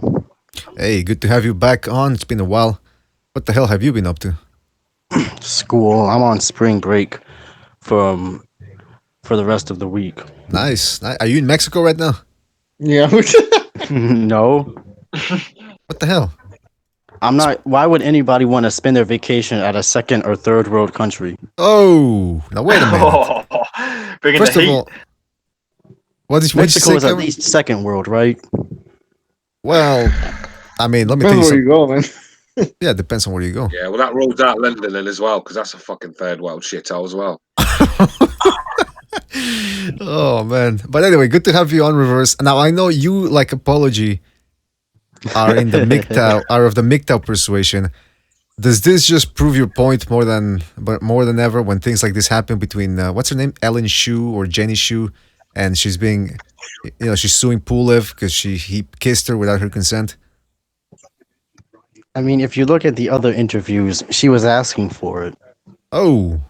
Whoa! In what way? Some people are saying there's a picture where she touched his penis. Nah, but that I think looks fake, Photoshop. man. Yeah. Just like her breasts. Oh, Reversely just shows up and he starts churning them out. The one-liners. Bringing the heat, man. Yeah, bringing the heat. No, but it's true. Listen. Hey, who's watching? BDA, should we open the lines? Yeah, I'm gonna do that soon. But by the way, so Reverse. Anything else on that? What else? Come on, you gotta have more on that. More opinions. Both of those Asian chicks have some big titties. You ever seen a guy like motorboat some titties and he like rubs his face in between two of them? Oh yeah, I've seen that. I actually done it. If I was Pulev, I would have done that. It's like Cameron going to town. Nice Might as well. ass. You know what? That's a good. airline out. Fuck's sake. That's a good point. If you're gonna get sued, might as well just go for it. Yeah. Why not? He might as well have gone the full way and just fucking completely molested her now. Wait, is he arrested or something? No, I don't think so. No, I don't think no. Sued. Well, that's But when is this going to stop? Are these females going to start taking these boxers to fucking court for getting blood on their dress at ringside or something? This is why they should stay at home, play with their fake titties and their makeup, and leave the fucking. Leave the boxing to us. I like exactly. the And way here's you the thing. You guys say titties. And here's the thing. There's a reason that the washing machine in some apartments is in the kitchen. That way you don't have to make a long trip from washing the dishes to doing the laundry. That's a good point. To be fair to Pulev, though, Pulev looked like. Pulev in the Albanians that took his daughter. He's that sort of guy, isn't it? He snatches people's daughters from airports. Makes sense, man. He just looks that sort of guy, doesn't he? And fucking Liam Nielsen's hunting him down as we speak, I should think. I mean, look at the guy and look at how huge he is. What are most people really going to do to him? Exactly. Yeah, but even then, right, besides hurt themselves. What's Pulev going to do? Jab you? That's about it. That's the only punch he's got in his arse. Yeah, but I gotta be honest with you. Even in a straight up jab. What is the average guy gonna do when they hit him? Nothing. No, Well, They're gonna hurt themselves more than they're gonna hurt anybody. You do not want to be getting in a fight with Pulev. No. Like I said, not that he'd smash your face in, but he'd sort of go and bite your nose off and he'd bite your ear off or something like that. What is he, the penguin? He would. Listen, Saigon horror. He would leave his mark on you for life. He just looks that sort of guy, doesn't he? yeah, you know what? Recognize said, well, the average guy hits him, he does nothing for him. Let me tell you something. He came up to me. You know what I would do? I would give him the big right hand. And let's see if he can stand up to that type of heat. Because heavyweight contender or no heavyweight contender, I'm packing heat on these fucking fists. You know what I'm saying? I say your fist breaks. Yeah, I agree with that too. I wouldn't bet on BDA in that if that was a matchup. Well, I'm Mexican, so I got a machete hidden in my fucking pants. Let's see what he can do against that. By the way, if you shoot him or stab him, you'll probably win. Well, actually, well, yeah, but in Canada, the self-defense laws are so fucked up that if he was raping my wife or something, yeah, if he was raping my wife and I attacked him or something, I would go to jail or something. That's the way. Hey, in Canada, a man breaks into your house, you beat him up, you call the cops, you got him restrained, they arrest you. Exactly, yeah. That actually happened one time. Bullshit, that is, man. That's bullshit. It is. And but these women, man. How can you do that to him? He's just trying to make some money to feed his family. Yeah. Oh, especially if he's. Anyway, I don't want to get into the whole race thing. But these women, man, let me tell you that. Fucking broads are all nuts. Well, I wouldn't say that all broads are nuts, but you know what? Is it me? Does she look like she liked it, BDA? I'm sorry. Well, recognize. I don't think you saw the video that came after, right? Like she's hanging out after the incident. She's hanging out with Pulev's team, and she's like lap dancing on top of some guy. Yeah, she's fucking shagging him. So she's a whore. She's a whore. So I didn't see that. No, yeah, never exactly. got to see that. So she's. And she's like, "Oh my god, is this on camera?" I'm not trying to stereotype, but she looks like she, like the kind of Asian girl I like to meet. Look, how can you she's say shagging Pulev's dick. The only reason this is coming out is because she's fucking using it to get some money and some publicity to get a channel base going. That's what I think. She's definitely had some fucking things going on with Pulev. Yeah. Did any of you see that video that Joy Phelps brought out, where she got someone to film her on the cycling machine? Yeah, a big fat ass is wobbling left to right, Oh, and they're zoomed in on her. She's thought it's sexy. I mean, this is a boxing fucking channel. It's meant to be a credible boxing channel. She wants to be taken serious. And she's putting up videos of her big fat ass on this fucking cycling machine. And she's obviously told the guy, "Let's zoom in and get a good shot of it, innit? This will get the guys going." All these fucking thirsty boxing fans. Oh, you look fantastic, Michelle. Get out of here, you fucking weirdo. They're all about 50 years old as well, like middle-aged blokes. That's what I'm going to do. No hair, innit? None of them got any hair and shit like that. Fuck, get out of here. Like people legit think like she genuinely thinks people follow her for her fucking content as well. Oh. Yeah, fucking body content. Yeah, read the comment section. I mean, it's just a fucking mess. But that's the thing. It don't get worse. With Kid Galahad. I mean, it's just torture when them two are fucking. Oh yeah. Because she lives with Kid Galahad, I think. Because she rents a room off him, I think, when she's doing the boxing up north. And I think that's why I've always. So she's bad enough as it is, but you put Kid Galahad on the video, and it's fucking torture. I mean, show that to any fucking terrorist; he'll tell you what you want to hear, just so you turn it off. You know what I mean? But it's in the interesting. comment section, you get people saying, "I would drink her bathwater." Yeah, nah, she's too dirty for me. I would suck Galahad. Yeah, after Kid Galahad shared it with her. But I suck on those boobies. Here's some food for thought. Here's some. Oh, go ahead, Cameron. Go ahead. No, sorry. I had a rumor that Victor Ortiz was fucking getting a bit of Michelle Joy Phelps not long ago as well. Maybe you don't know. Do you know that new female? Do you know the new Puerto Rican female promoter, Michelle Rosado, that's come out? Michelle Rosado.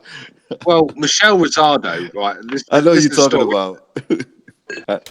I know she is. Boxing voice. We heard. We weren't allowed to say it. Nestor made us tell us.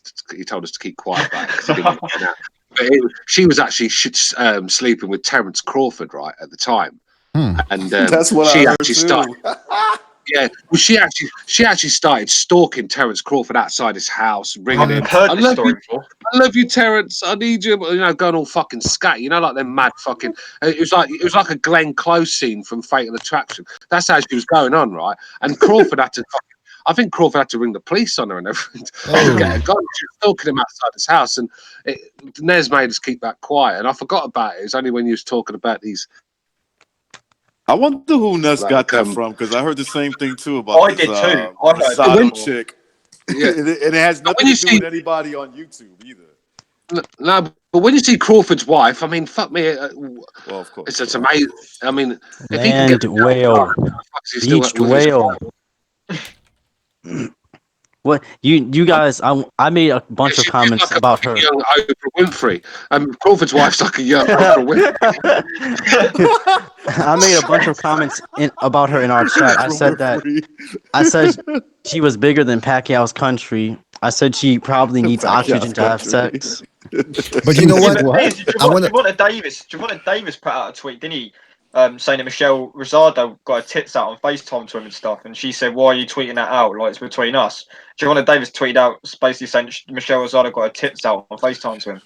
And I asked him for some screenshots, and he didn't get back to me. These girls are tricks, man. They're tricks. Usually men are tricks, but these girls are tricks. Like, what are you doing? Like, whatever you're doing with a guy like Javonte Davis, he's gonna tell everybody. That's the lifestyle he lives. That's his culture. His culture is, I banged this shorty, and I tell everyone that I banged. Wait a minute. But you said you wouldn't do it. Like you knew, right? Like you said he would. Like she knows that this guy, you can't trust his word. He's gonna tell everyone.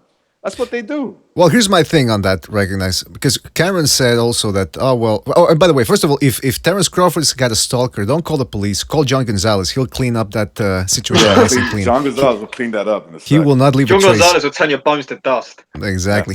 Him and he collaborates with Stu when he takes the bodies over to Stu's pig farm. He gets rid of those bodies over there. But also the other thing, Cameron said, these female reporters with the big tits, they know that they're not being followed for the.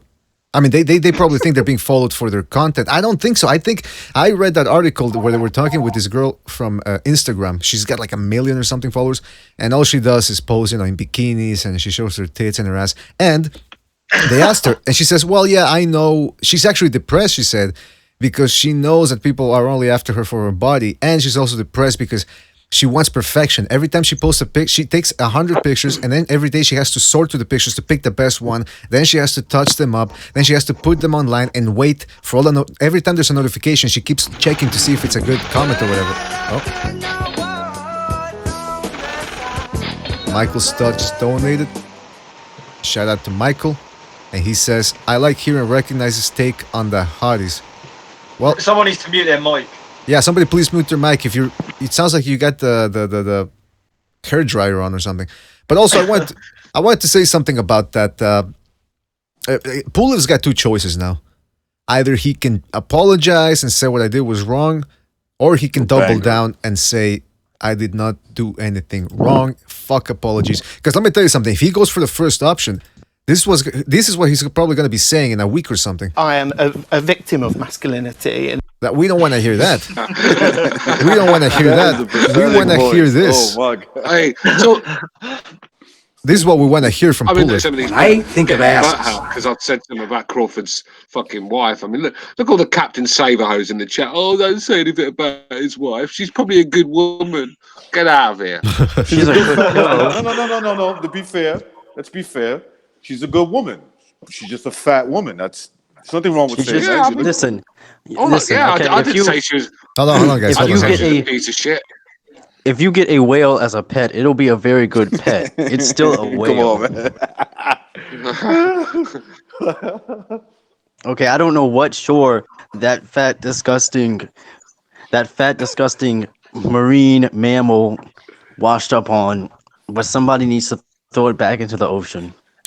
I just want to remind people that the views and opinions expressed in this show are those of the guests and do not necessarily reflect the views of BDA Boxing. Any content or views provided by our guests are of their opinion and are not intended to malign any religion, ethnic group, club, organization, company. By the way, this is a very badly written message. We're gonna have to change that. Yeah. I would also like to add that I hope if somebody's out there getting upset at us because you're so desperate for vagina that you're hoping that Crawford's wife gives you some, then I really feel bad for the value of your life, because I would rather beat my meat like Triple G beat up Willie Monroe 5 times before I go anywhere near that thing. Fuck's sake. Shout out to Steven Schneider who just donated. He says, "I'm just saying, a wife has an obligation to stay attractive." I agree. If you're married, listen. If you're married, the man has to keep providing the bacon, and the woman has to stay in shape and good looking, so that when the man comes back with the bacon, yes, he can put the bacon down. You can tell Crawford's wife, she's just eating the bacon. Let me tell you something. You know what my son told me today? What's that? You know what my 8-year-old son told me today? He said, "Mommy's beautiful." I told him, "Chill out." He said, "Well, you telling me to chill out?" I was like, "I don't like the way you said she's beautiful, because my wife is still beautiful. She still look good." Mm-hmm. You know what I'm saying? I thought you had two daughters. She's obligated to me. Obligated. That's right. To look good. I thought you had 2 daughters. No, I got 1 daughter, 2 sons. Stu, Whoa, that's it? What does Mateus in the chat keep saying? Have you banged Frotch's wife? He said that at least 3 times now. But wait a minute. I would. She wouldn't bang me though. Recognize. I don't. He keeps asking Stu. Recognize. Hold on a second. Recognize. I don't believe this whole shit about you. You only have 3 kids. You're Puerto Rican, and you only have 3 kids. Well, 3 that I know of. With one girl. No. I have 3 kids from 3 different women. Oh, okay. Oh, wow. That's more important. That's now you're talking. All right. But it's true. It's like if your wife over here, or if you tell your wife, if you were to tell your wife, recognize every day, "Oh, you're so beautiful," it's gonna go to her head, and she's gonna start slacking off. That's what you don't want, right? Yeah, keep telling them they're an ugly bitch, and they'll sort themselves out. Well, that's not what I'm saying. But if you compliment her before you know it, she's gonna be squeezing her way through every doorway in the house. Well, yeah. Well, Terrence Crawford's wife already does that, but. Once your wife is so big that when she enters the car sinks. You need to check her weight. I've seen so many girls get comfortable quick.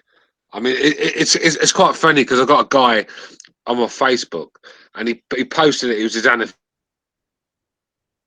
picture of his wife. He's like, "Happy anniversary to my beautiful wife," and put a picture of her. But the pictures he put up was about 15-year-old when she was nice and slim and looked good. If you want to see her now, she's he didn't bring any new pictures out. He bought a 15-year-old one. "Happy anniversary to my wife. This is what she looked like when I married her," sort of thing. That's what I'm trying to say.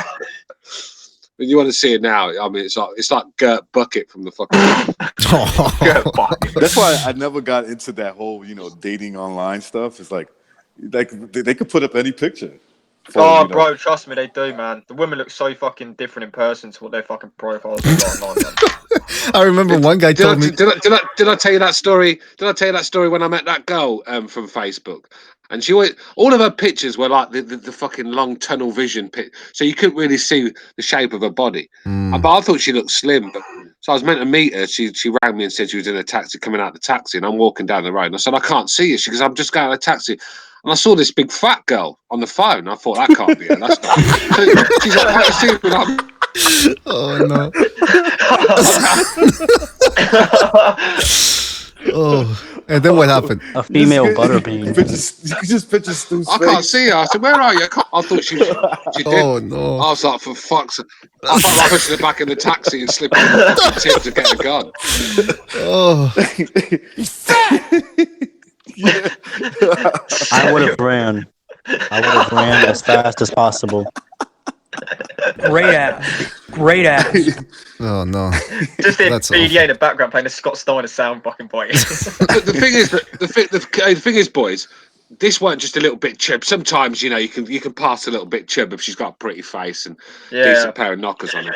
But this thing was fucking huge, man. Oh. No wonder she got the black cab. Do you think I'm gonna have that? Do you think I'm gonna have that, you ponce? Listen, I remember. I met here.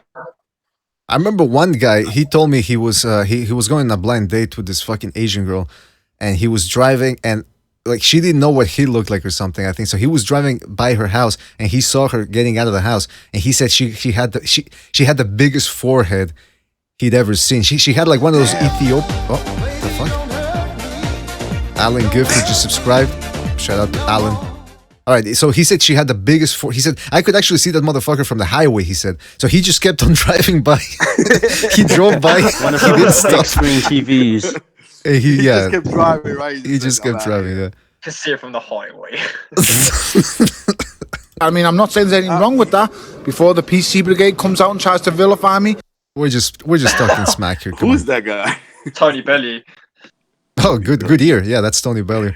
But yeah, listen. Sometimes you gotta do what you gotta do with a girl. I mean, but you know, like I said in one episode. Remember that guy that had a tumor in the frontal lobe of his brain, and it was causing pressure on the frontal lobe of his brain. So it was actually what's it called? His inhibition was lowered.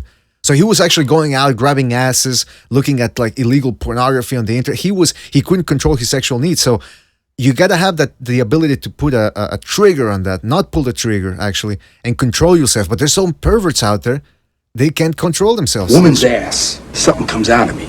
Here she got on. We've all been there. You got your hair. We've all been there. In all honesty, yes. I didn't hear what you guys said. What'd you say? That we've all been there before, where we like, you know. Well, I'll tell you something. We saw a girl. We saw at least one girl that said, "Man, I just feel like taking it." Not even asking. I just want to take it right now. I remember we look like such terrible people. We've all been perverts before, though, man. Like. But that's the difference between a rapist and just a regular average guy just thinking to himself, "Man, I would just, if I could, I'll kidnap this girl right now." Mm-hmm. You know, I mean, that's the difference. That's a big difference. Absolutely. I remember the first time. That's one reason that skinny girls are bigger than the fat chicks, because the fat chicks are so big that if you try to pick them up and run away, you'll suffer from muscle destruction. Hernia. Muscle dystrophy. I remember. Going by these comments, I think there's a place for Pulev on the panel. Yeah, he would probably enjoy that. Now let me tell you. I got a quick funny story for you, real quick. So I had a friend, and he used to go by the name of Bucho, also a Puerto Rican guy, right? He was on the shorter side, like maybe 5'5", 5'6". So he was dating this girl who had like everybody liked this girl. This girl had like this big juicy ass, but a slim waist. So he's having sex with her, right? And one day, a couple of my friends said, "Yo, we were going to the hospital. We passing by the hospital, the local hospital by where we live, and we saw Bucho going into the. We saw him going to the hospital. So we thought something happened to him, like maybe he got into a fight or somebody shot him, whatever. And when we got in, he was like, "Oh, I have a hernia," and so he said, "Oh, wow, damn." And then another friend of his that went with him. He was laughing outside. He's like, "What are you laughing for? Your boy has a hernia." He's like, "Yo, they were having sex, and he caught a hernia." Oh, that's why you got to stay in shape, guys. He was too little for her, man. Like, no, I don't mean like his size. I don't know what he has, right? But meaning like she's a big compared to him. She was a big girl. You know, she was like she would have been perfect for a guy like me, like because she was basically his height or a little bit bigger. You know, she definitely weighed more than him, just in ass alone.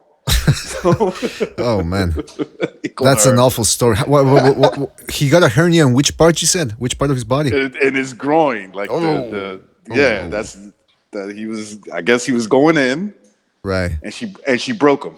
In all the years that I was in the industry, I never heard that happen to anybody. I guess because they're pros. But your friend, he should have worked his kegels a little bit more or something. And his name was Bucho too. Everybody used to call him Bucho. Yeah. And by the way, what happened to the guy again? Got a hernia. Pulled something around his balls. From thrusting too hard. I'm guessing he was pounding. You know, he was pounding the cheeks. He thought he was going in, and she broke him. You know. Hey, by the way, she pushed in as he pushed in, and it hurt him. In the chat room, Virtuoso is saying, like, BDA, go ahead, BDA. Yeah, Virtuoso in the chat room is saying, don't forget to donate. We gotta build up proceeds, go to Pulev's legal defense team. I think we should do that. We should do a GoFundMe page for Pulev's legal defense fund, because he should get. Yeah, let's get him, because listen, get Rayful Shapiro on retainer. Let me tell you, he will get you through this easy. He's got contacts. He knows how to talk. He knows all about rhetoric. He's a world-class lawyer. He got you out of all your mess. Exactly. There you go. Hey, he got me out of my mess, because speaking of sexual harassment and all that, remember, young BDA, it's 1969, Da Nang, okay? Everything is... Oh, I remember, man. Hear that song in the background? 1969. 1969, baby.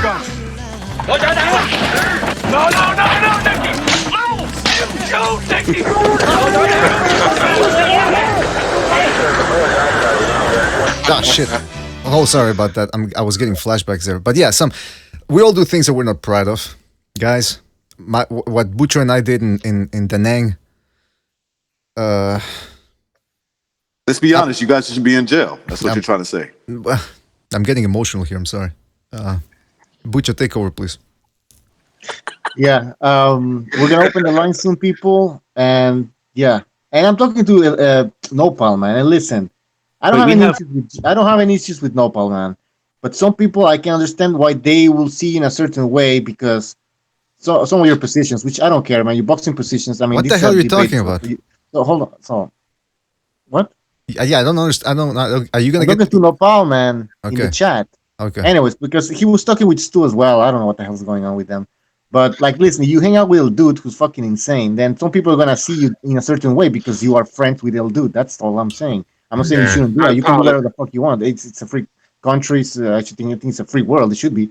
But listen, man, you hang out with a dude, some people are gonna see you like a nut job, man. That's all I'm saying. Yeah. I'm saying he's what we call in England a bit of a tit. That Nepal, isn't he? I disagree I don't with know that. what that is, man. Do we have call-ins now? You know what? I'll just say this. Hold on. Reverse. You gotta stop. You gotta stop interrupting. You're interrupting a little too much, man. But just real quick. Jake the Muss told his son, "You hang with shit, you get treated like shit," and I think that's a perfect encapsulation. I'm not saying you are shit, but when you hang around with people that are insane, people are gonna wonder why the hell you're around with them. Now, also, flip side to that coin is maybe you shouldn't care what other people say. That's your decision. All right, but we choose not to associate with certain people because we don't know what they're gonna do next. We don't know what they're gonna pull out of their fucking bag of tricks, dirty tricks. So that's all I'm saying. The Quags is asking what's worse, a tit or a wanker? Anybody? Oh, any British guy? Yeah, well, they're basically the same, isn't it? When you're calling someone a name, you call them a tit, a wanker, either one. You know where we're getting at, and I think he fits in both categories, doesn't he? All right. So I'll leave it there. Oh man, I got a little slapper. Yeah, you gotta slapper. I've had a few of them in the time. You gotta forgive me if I started a little bit because I was getting those Vietnam flashbacks. Listen, people are saying to open up the phone lines. I don't know if we should open up the phone. I don't want weird people. I don't know if anybody's gonna call first of all because the last time we opened up the phone. We don't want you to, we don't want you to start crying. I know it's an emotional moment for you right now. Hello, this is John. I mean, this is Jeffrey. I just like to say I really enjoy what you guys do here. What the fuck? All right, listen. You know what? You guys make my life so much happier. All right. Listen, somebody Especially find the out. Mexican ones. Somebody find out Jenny Shu's phone number, and let's have her call in, or let's call her and get a statement from her. I know we would all like to ask her some questions. I would too. All right. Should I go live then, or just give me the green light? Yeah, go live and we'll see what happens. We'll see if we take the calls. We might take them, we might not. We got the good ball rolling here with certain comments. So let's keep talking about this. Do we keep talking about Jenny Shu? I don't know. We can talk about other things, but what more can we say? I want to see what the callers have to say about this situation or any other topic. So if you guys want to call in and just talk about the Jenny Sushi, whatever. Sushi. She actually...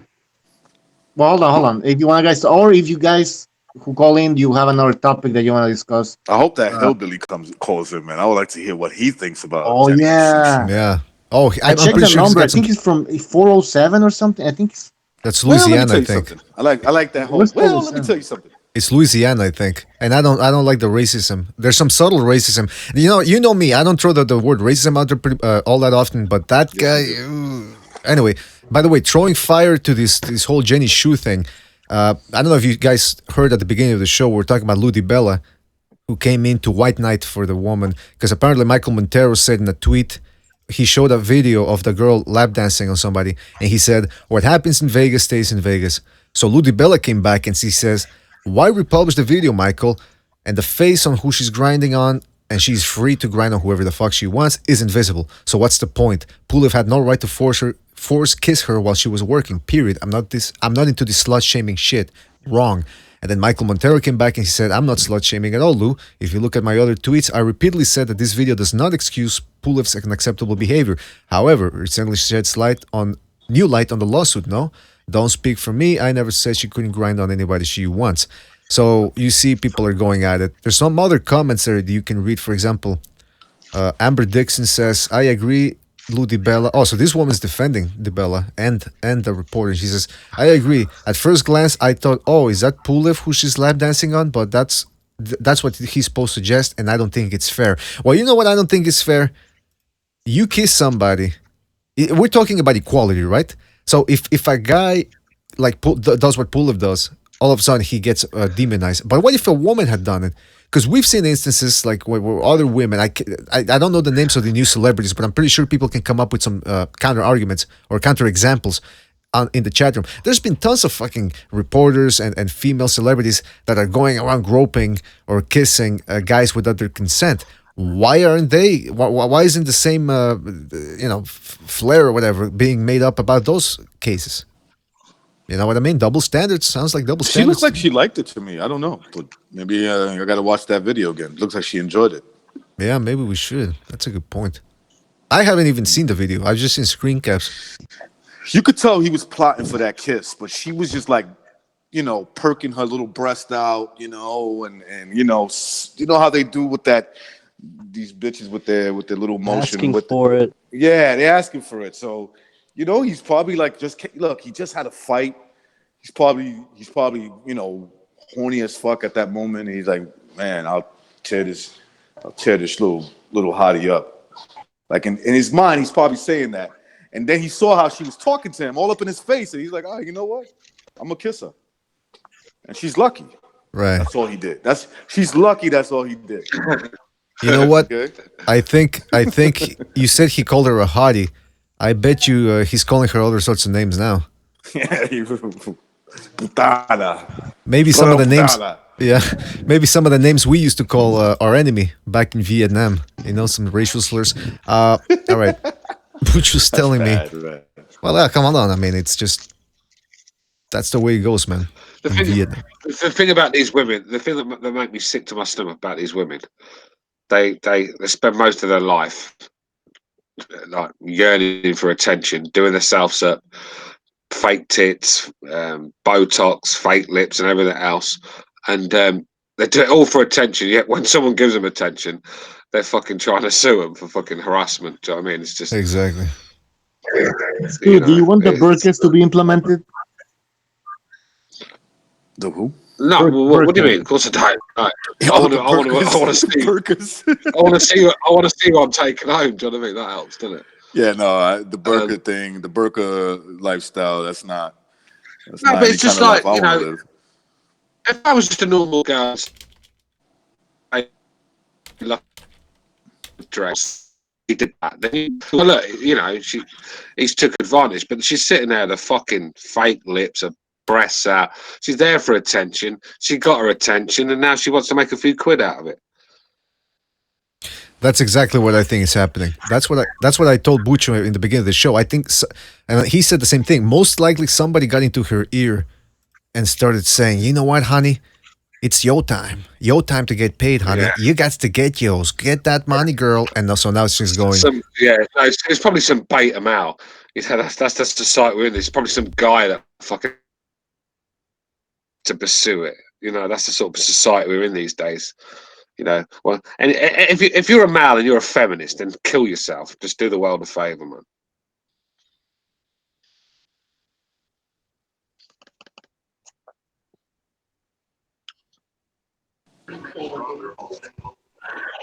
Hello. Oh, it just went. You guys know she actually has like a company about where dudes pay to eat sushi off of women's bodies. She goes to a restaurant where they do this? No, she like promotes it. Oh, what's wrong with? She's perfect, man. Like I don't see what's the problem with. What is she suing? Is that what's going on? She's suing this guy, Pulev. Sorry, guys, I'm just setting up. And to answer your question, recognize. I think it's a lawsuit. I think she is recognized. Start your show now. Press 1 to hear important instructions. Press 2. Keep going, guys. Don't mind the fucking phone call. No, I was just gonna say, it's sad because to me she looked like To she start your enjoyed show it. now, Now she's press regretting 1 it. to hear important instructions. Since it appears you're calling back into a live show, we are reconnecting you now. And that's The what thing women, is that that's what women do. Your show will go live in doesn't really 5 have a- seconds. 4, 3, All right, sorry about that, guys. One. It's all on camera. Yeah.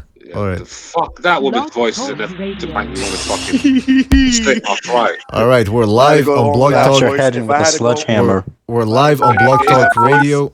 We're live on Blog Talk Radio.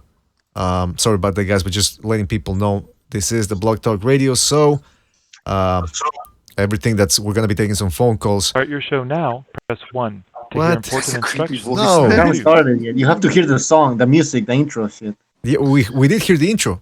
I don't understand what's going No, on. it's gonna come on. Blog Talk Radio. Watch. All right, hold on. Because It appears that the host has already dialed into this show. Only one host is allowed per come show. on. Thank you for using Blog Talk Radio. Goodbye. Okay, hold on a second. Hold on. Oh boy. All right. Yeah. All right, this is fantastic. I guess refresh the whole thing again. Yes. This is fantastic, by the way. This really gives you guys an in-depth look at how the inner workings of the BDA of the industry. Of the industry, yes. And I don't know if you've figured it out already, but I'm stalling here because I'm trying to connect. Okay. Because you know what happened is I closed the wrong window. That's why. I mean I had 2 windows open. I didn't close the little window. Yeah. But it's connecting. And Start your show now. Press 1. this guy sounds like Since a real it appears creep. I'm you're sorry. calling back into a live Yeah, he show, does. we are reconnecting you now. All right. All right. So I'm gonna close this. I little never window. I never close the wrong window. I always keep it open. Why All does right. that sound like a serial killer thing? No. All right. Maybe I was haven't thinking heard. out loud. Sorry. I haven't heard the message yet. Bucho, are we on? You gotta hear this. Yeah, Blog maybe we're Talk live Radio. already, no? Because I see somebody holding, so I think we're on. Oh, okay, answer the fucking phone then. Fuck it. Well, hold on a second. I gotta boost the volume up first. So Oh, but do you have the phone thing? I'm closing it. I'm closing it. Thing? One at a time. Yeah, because I have to close it. I have to copy paste it on another browser and then close the little window. There we go. Oh yeah. There we go. So I close the little window. This is how it works, guys. It takes time, it takes work, and it takes patience and panache to really make a good performance here. Start All your right. show So now. Press 1 to hear important instructions. Press 2. that's right, Since panache. it appears you're calling back into a live show, we are Right, right, reconnecting you now. All right. Come on. I want to hear the music. I want to know that we're Nah, on. you're live already, man. Just take the fucking phone call. First of all, Blog there's no Talk need for that. Radio. There's no need for that type of swearing. And by the way, I can't see the fucking tab there, Bucho, the volume It's on tab. BDA. That's right. I'm going to tell him. Don't worry about it. I'm going to tell him.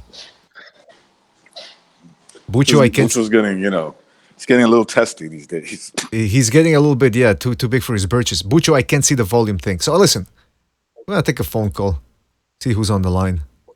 All right. So I see we got a caller. Oh boy. Hopefully it's not the southern guy. So let's go. Oh, okay. I know why we're not seeing the volume. All right. 805. You're on the line. Are you there? 805. Hello, is this me?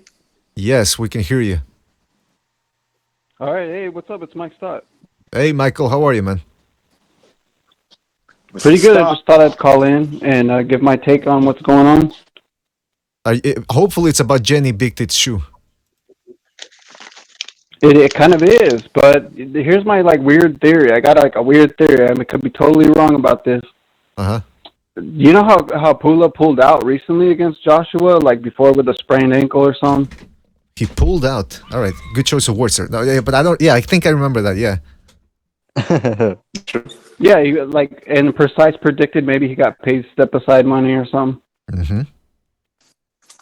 Okay, so like with this whole thing, sometimes I have a feeling that either they kind of went in on it, like to set it up to get publicity for Pulev or something, and also to use it as like maybe an excuse to postpone maybe his mandatory against Joshua.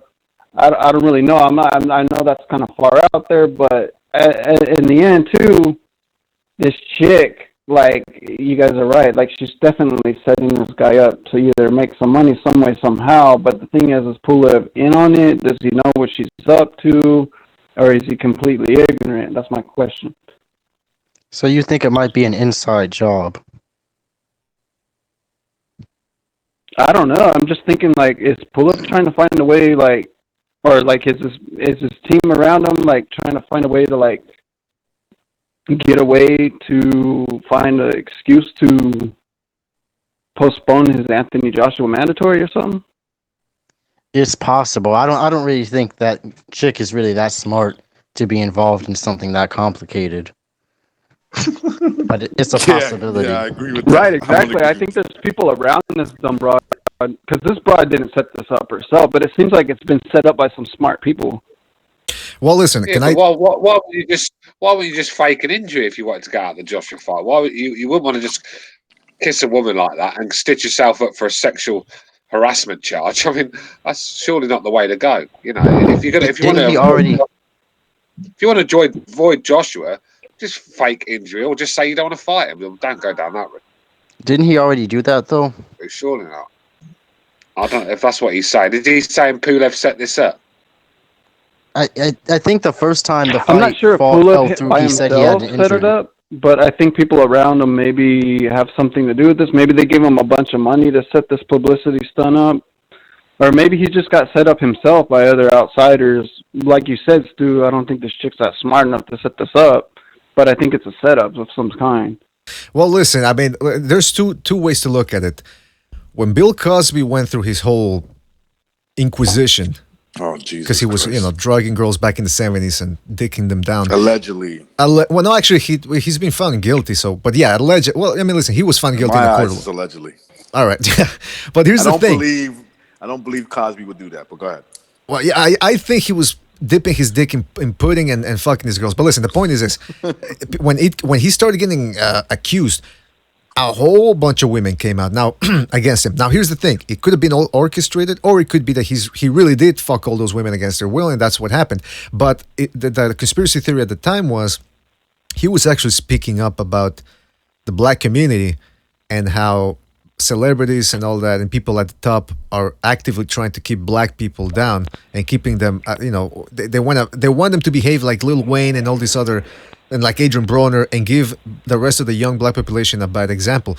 So some people are theorizing that because he spoke out against that, which is a black man you're not supposed to do apparently, they went after him hard, and that's how they came up with those accusations. So that type of shit might happen.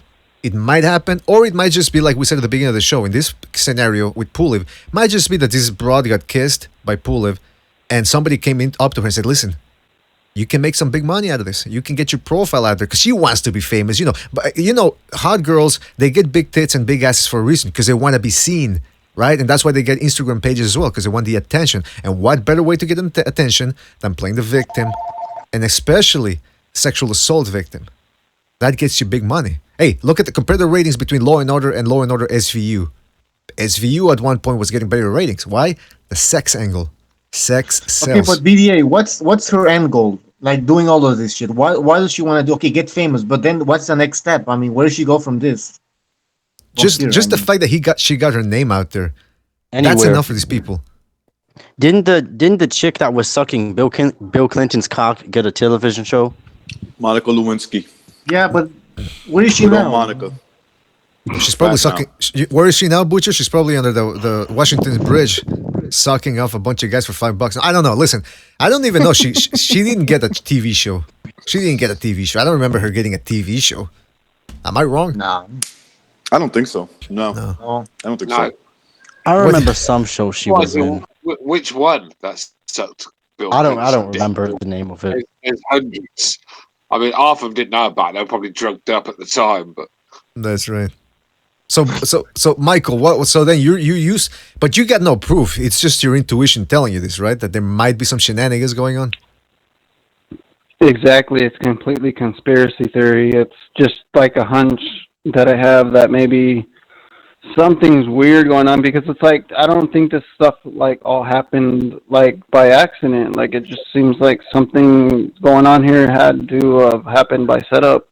Whether Pulev was involved or not, or she's involved or not, or like you said, maybe people just saw everything that happened and they just put stuff in her ear, and she's just an idiot that thinks like, all right, I'm gonna get famous off this shit. I don't know, man.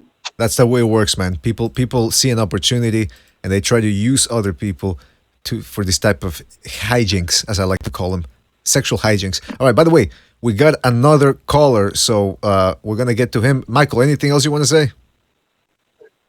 No, but thanks for having me on. I'll definitely call in again and definitely support you guys' stream, dude. You guys are doing great. Fantastic. Thanks a lot, Michael, for the call, and thanks again for the contributions. We look forward to hearing from you again. In fact, you know what? If things are slow or whatever, you could call back.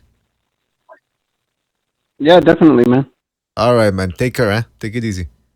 Thank you. All right, you too. All right. Peace, Mike. So there you have, Michael. Interesting theory. Might be. You never know. Hey, as this story keeps going along, we might just see more evidence for that. You never know what, some things, you see them at first glance and they're actually something completely different once you get to the bottom of the rabbit hole. All right, we got 203 on the line. 203, you're on the line. What would you like to say and what would you like to talk about? Yes. Yes.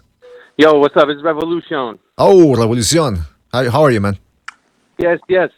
All good, man. Hey, I'm at work right now. Just calling in real quick while I got like a quick minute on break. All right. So, I listened a little bit earlier. You guys are making it. This is going to be a little off topic from the Pulev shit, but it's going to be a little more exclusive and maybe a little harder to get on the panel, it seems. And I like that. That's cool. And I like the red card, yellow card system and shit. But, and I know I'm a kind of a new panelist, so I want to, like, pay my dues a little, Right. So, just trying to think of some ideas here. I got an idea, actually. All right, hold on. The show. What if we did like a boxing trivia show, like a Jeopardy? You want to do a boxing trivia show? Yeah, we talked about it. He wants to do like a game show. All right. An episode where I'm with it. We do like a I'll tournament, you guys. I quite like the idea. I quite like that idea. Because you guys got a lot of knowledge, a lot more than me. So maybe, I could organize and host it or something. And we'll do like a little bracket, We'll do like a little thing and we'll build up to a champion, Can you make it? Yeah, you can host it if you want. Just give us a good idea and we'll build it. We'll go from there, Sure, you can host. I don't give a fuck. Yeah, cool. Like, who on right now would want to be on it? Who would want to compete real quick? I would, because I would win. Oh. I say Stu also. There's a lot about boxing there. Can you make it? Can you make it into a Revolution? I'm very good at this stuff, man. Make it into a game show like the Japanese do it, like naked chicks and like sexual candid camera things. Yeah, putting ground beef on a naked bitch's head and having a fucking Komodo dragon going at her. Electric green testicles and shit like that. Sure. Man. Yeah. All that good stuff. All right, so that's one idea. I just wanted to pitch that idea out there real quick. I got to get back to work, make sure these guys are doing their thing. All right, Revolution, thanks for calling in, and we'll certainly consider that idea. Yeah, I'll give it a lesson later. All right. So thanks for calling in, Revolution, and thanks for the idea. So people like that idea. That's a good, doing a trivia show. Why not? See who really knows their boxing. Separate the man from the boys. All right, 929. You're on the air. It's New York. Hello? Yeah, 929. You're on the air. What's up? It's New York. Hey, what's going on? Hey, what's going on, BDA? Thank you guys for having me on. So here's my take on this. I recently got banned from a Facebook group, which is pretty much a fucking echo chamber discussing this issue about Jenny Sushe and Pulev. I put out the post of the video of her grinding on some blur-faced dude, and I basically stated that, you know what, I do not think that Pulev should have done that, should have waited till the camera starts rolling to go down on her or do whatever the hell she wants, because she is what she is. She was going to give it up anyway. And basically, I get told by these virtue signaling, I don't know, fucking people that, oh, what if this was your daughter, your wife, all that jazz, and I'm really tired of that virtue signaling shit. I really don't give a fuck. I have no emotional connection to her. You know, if she, you know, I understand the hustle, but if you're gonna play the victim, keep that same energy. Don't just, you know, stop doing what you're doing once the camera's on. You know. Mm-hmm. So it's the hypocrisy. It's the hypocrisy that gets to you. That she says one thing and tries to act all trim and proper 1 minute, and then the next she's grinding some guy. Exactly. And so, you know, you gotta understand. It's like you can't really reason with people that are just trying to be this simp, right, or this Captain Save-A-Hole on social media, because they'll just shut you down like that, like what just happened to me today, just for posting that video. And so I'm glad you guys are giving, you know, us the platform to explain that there's always two sides to the story. It's not absolutely. Just, you know, hey, this woman was sexually assaulted, you know, and then turns out, you know, that wasn't really the case, because I just feel like, I don't know, man, it's really, really suspicious. Like everything from the vibe, you know, she had this porn star vibe. I know Pulev couldn't maintain himself. He had his peak vibe. But if you ask me, she kind of looks like one of those lady boys from Thailand. Oh, Jesus! Now you just ruined it for me. Oh no! I want to go there. Just but, you know, I don't want to be, you know, mean to her. But you know, I'm hearing people come here left to right. Oh, gold digger, slut, all that. I'm just saying she got porn star vibes. You know, but you know, it's like to me, it just ruins the credibility of, you know, the boxing media. You know, we don't need this kind of shit. You know? Let's get serious now, you know? Yeah, like Arnold Schwarzenegger says, let's get serious. Yeah, I'm sorry. Enough of this Stepford white shit with Asian reporters and boxing. Stop it. You know, let's get real here. Well, you know, there's people out there with an Asian fetish, so it's what a coincidence that the boxing industry, YouTube industry, has 3 Asian women with big tits who are doing this journalism thing, and they only started a couple of years ago. What a coincidence! I don't know. Maybe that's a new theory for Michael Stott right there. Yeah, it's China's fault. But anyway, you know, people were actually mistaking Helen Yee for the and I'll keep supporting the show. Yeah, all right. So thanks to 929. What the fuck am I saying? 929. He's from New York, right? New York. From New York. Exactly. What up, guys? I know. What's all going on, bro? Thanks for the call and very interesting take on this. And keep on listening. And thank you for your support, man. All right, cool. All right, take it easy, man. All right, so that's 929 with an interesting take on that. But listen, there's 2 sides to every story. I wouldn't kiss a woman without asking her first. I mean, unless you're dating her and you see the vibe. I never ask. Well, especially nowadays, if you don't ask, you could get in trouble. All right, let's go to the next caller real quick. We got 510. I hope that's not from Louisiana. 510, you're on the line. What's up, everybody? This Rossclaw 222. Oh, representing the MOBC, 49-0 in the boxing debates. That's right. About to be 49-1. Oh, that's my boy, though. So, let me tell y'all something. Everybody over here in the chat room, in the panel, defending Pulev, I got to disagree with y'all. If he fell for the bait, that's on him. He's stupid. That's a good point. He was horny, man. Think about it. Hold on. Think about it. They could be pictures of her sitting on his lap. They could be pictures of her doing whatever it is that she did to him before the interview. The minute that she say no, because he thought it was cool, that's on him. Right? You're right. Right. That's on him for falling for her, right? Think about it. How many times have any one of y'all been to a club, freaking on some chick, thinking it's all good, and then when y'all think y'all get to go home with her, what you do? I'm not going to with you. Bye. Same thing. He's a dummy and he's a bum. So if I'm hearing you correctly, Rasclot, you're like the police. when somebody commits a crime and they say, well, I didn't know the law, and they say, well, ignorance is not an excuse. That's the line I think you're taking. Like, he should have known better, despite maybe not, because maybe in Bulgaria, I'm just speaking up. Yeah, go ahead. It is what it is. How many athletes fall for this? Mike Tyson is a perfect example. Mike Tyson is a perfect example. The girl screamed rape. We know he didn't rape her, but it is what it is. You fell for the bait, you're in trouble for it. He's stupid. He's weak. He can't beat Ortiz. He can't beat Wilder. He can't beat AJ. He can't beat Big Baby Miller. He can't beat Dillian White. None of it. He's a bum. Anyway, who cares? He's a bum. Who cares? Well, hold on a second. Let's not throw the straight bum. Y'all know he's a bum. But hold on a second. Y'all That's know what we he's were. A bum. Rascal. That's what we were talking about earlier in the show. About the word "bum" gets thrown around way too much. I mean, a bum. Okay. He's garbage. He's not a bum. He's garbage. How about that? He got no skills. He let Klitschko hug him and almost make love to him in the ring before he knocked him out. He's garbage. How about that?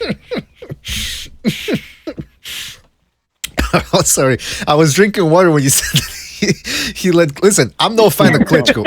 People know I'm no fan of Vladimir Klitschko, and in fact, I actually had to get into a debate with people in the YouTube comment section one time because people were saying, because I said, listen, if you're gonna criticize Floyd Mayweather for being boring, you gotta criticize Vladimir Klitschko for being worse.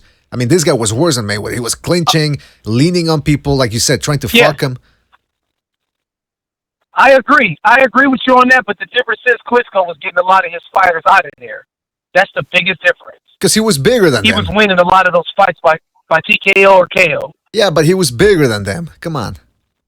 But he is boring. Vladimir Klitschko is boring. I'll give you that. But that still doesn't take away the fact that Pulev is garbage. Like, he can't beat any of the top guys. He probably can't even beat Joe Joyce, for Christ's sakes. Oh, well, hold on. Let me ask you one thing. He and probably can't even beat Joe Joyce. No defense, Joe Joyce. All right, you know what? Let's get some of the panelists in on this. Anybody agree or disagree with what Rascal is saying? Because I sort of agree with some of the things he's saying. I agree he's a bum. Who did he say could beat Joe Joyce? Did he say could beat Joe Joyce? Because I've just come in. He said Pulev couldn't beat Joe Joyce. I think Pulev is not that good. All right, Stu, you're breaking up a little bit there. You're breaking up. Yeah, Stu is breaking up. This drama is more exciting than Pulev fights. Well, hey, actually, you know what? Vladimir Klitschko, Pulev had a better case of sexual harassment against Vladimir Klitschko than this woman has against Pulev, because Klitschko was trying to molest him. Man. Right. That's the one time that Vladimir Klitschko didn't wear the cup. It was all balls and dick rubbing against Pulev for the KO.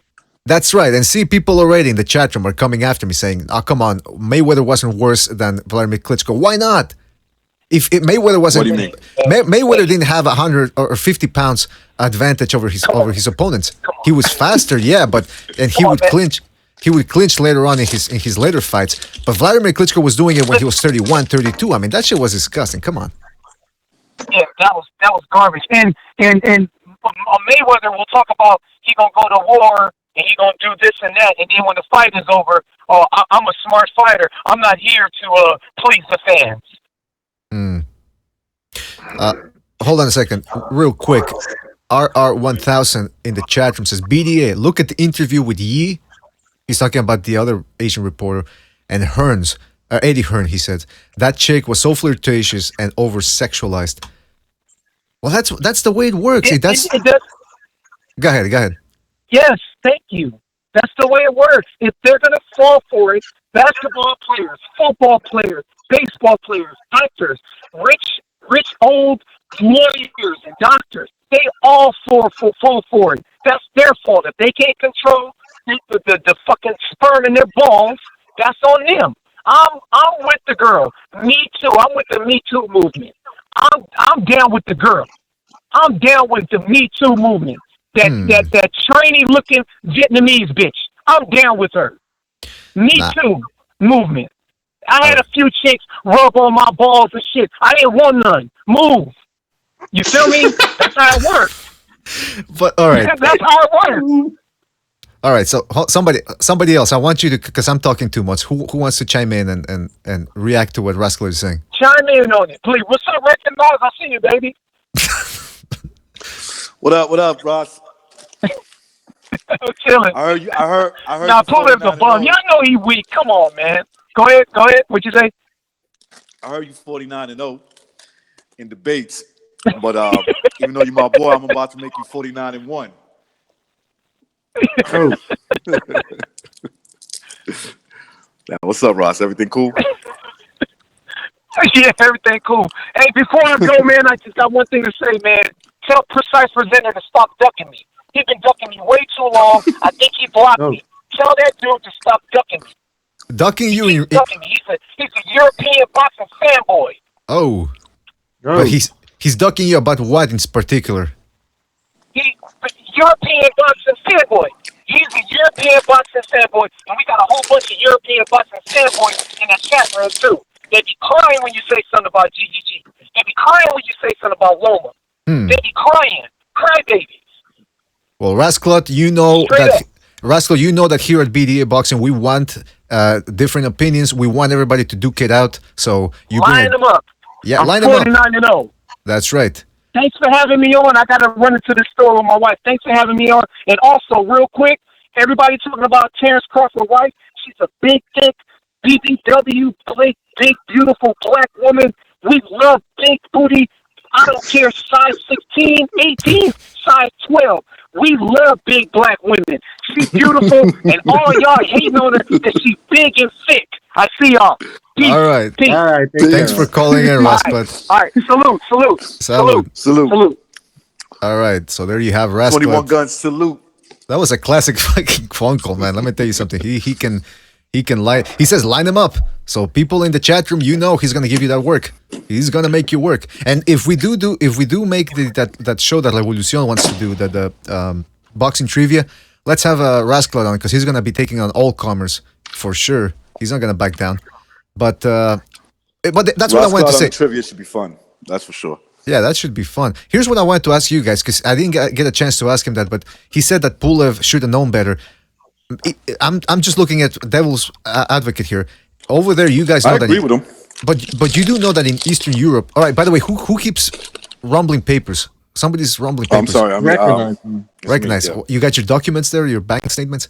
Listen, in Eastern Europe, they have a different mentality than in the West. They don't have that Me Too movement over there. They don't have that. It's more loose. It's more conservative than like it wasn't back in the days. You can joke around with women. It's not like here where you looked at a woman and that's borderline rape. So maybe he does have an excuse. Maybe he can't know better because that's the way it's done in Bulgaria. Even though I agree, like that's the way it's done in Bulgaria, but you're gonna be judged on fucking social media.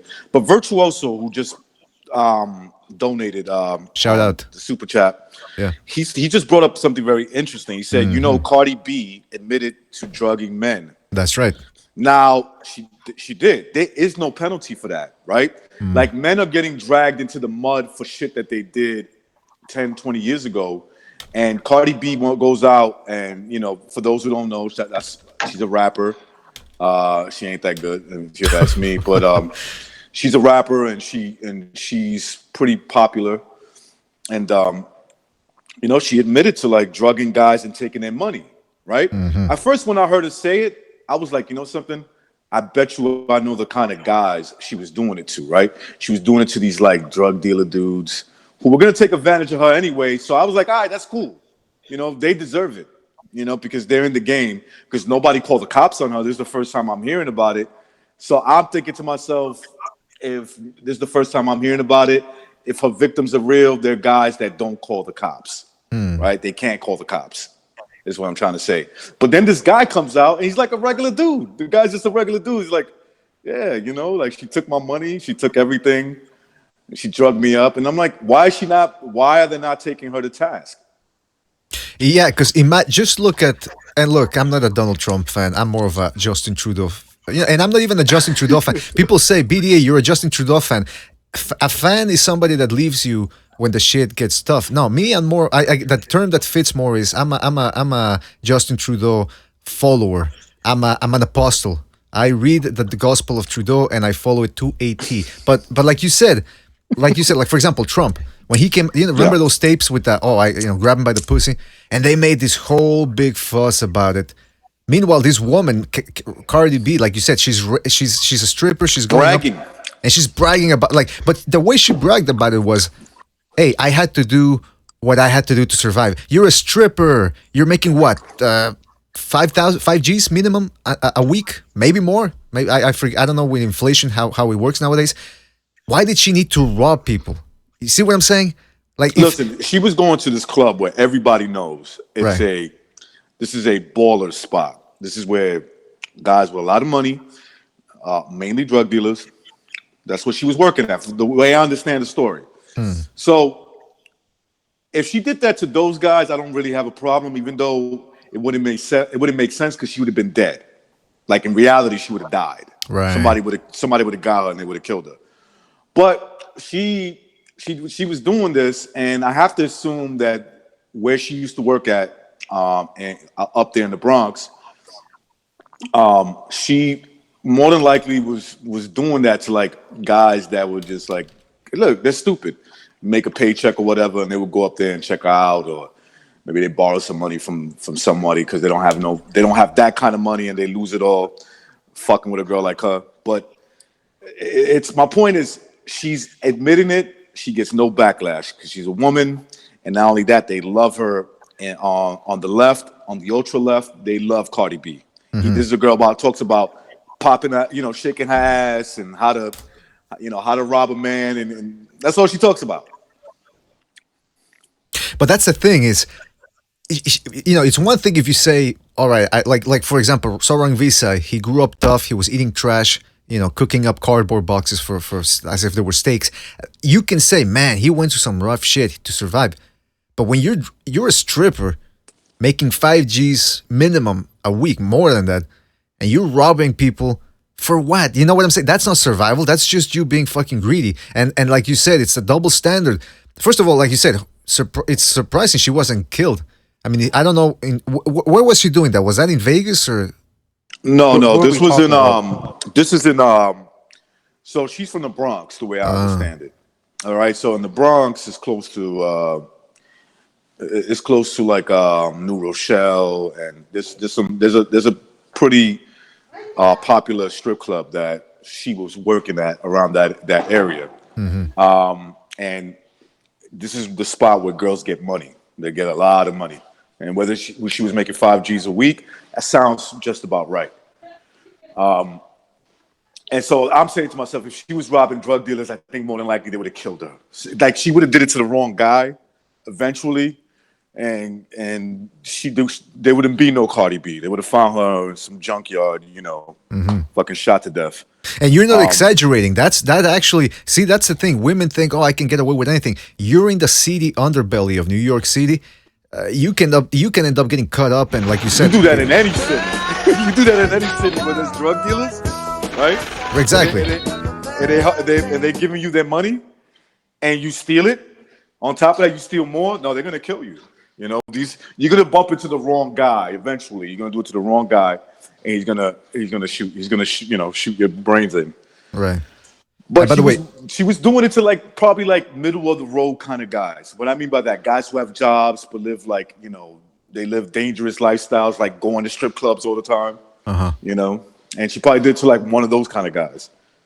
She could be lying too, but the point stands. She could be lying, yes. But the point is, but the point is whether she's lying or not. The fact that she's not getting any backlash from that statement, just because nowadays you can get in trouble just for making statements. Remember a couple of weeks ago? What's his name? The guy from Taken, the Jedi. What's his name?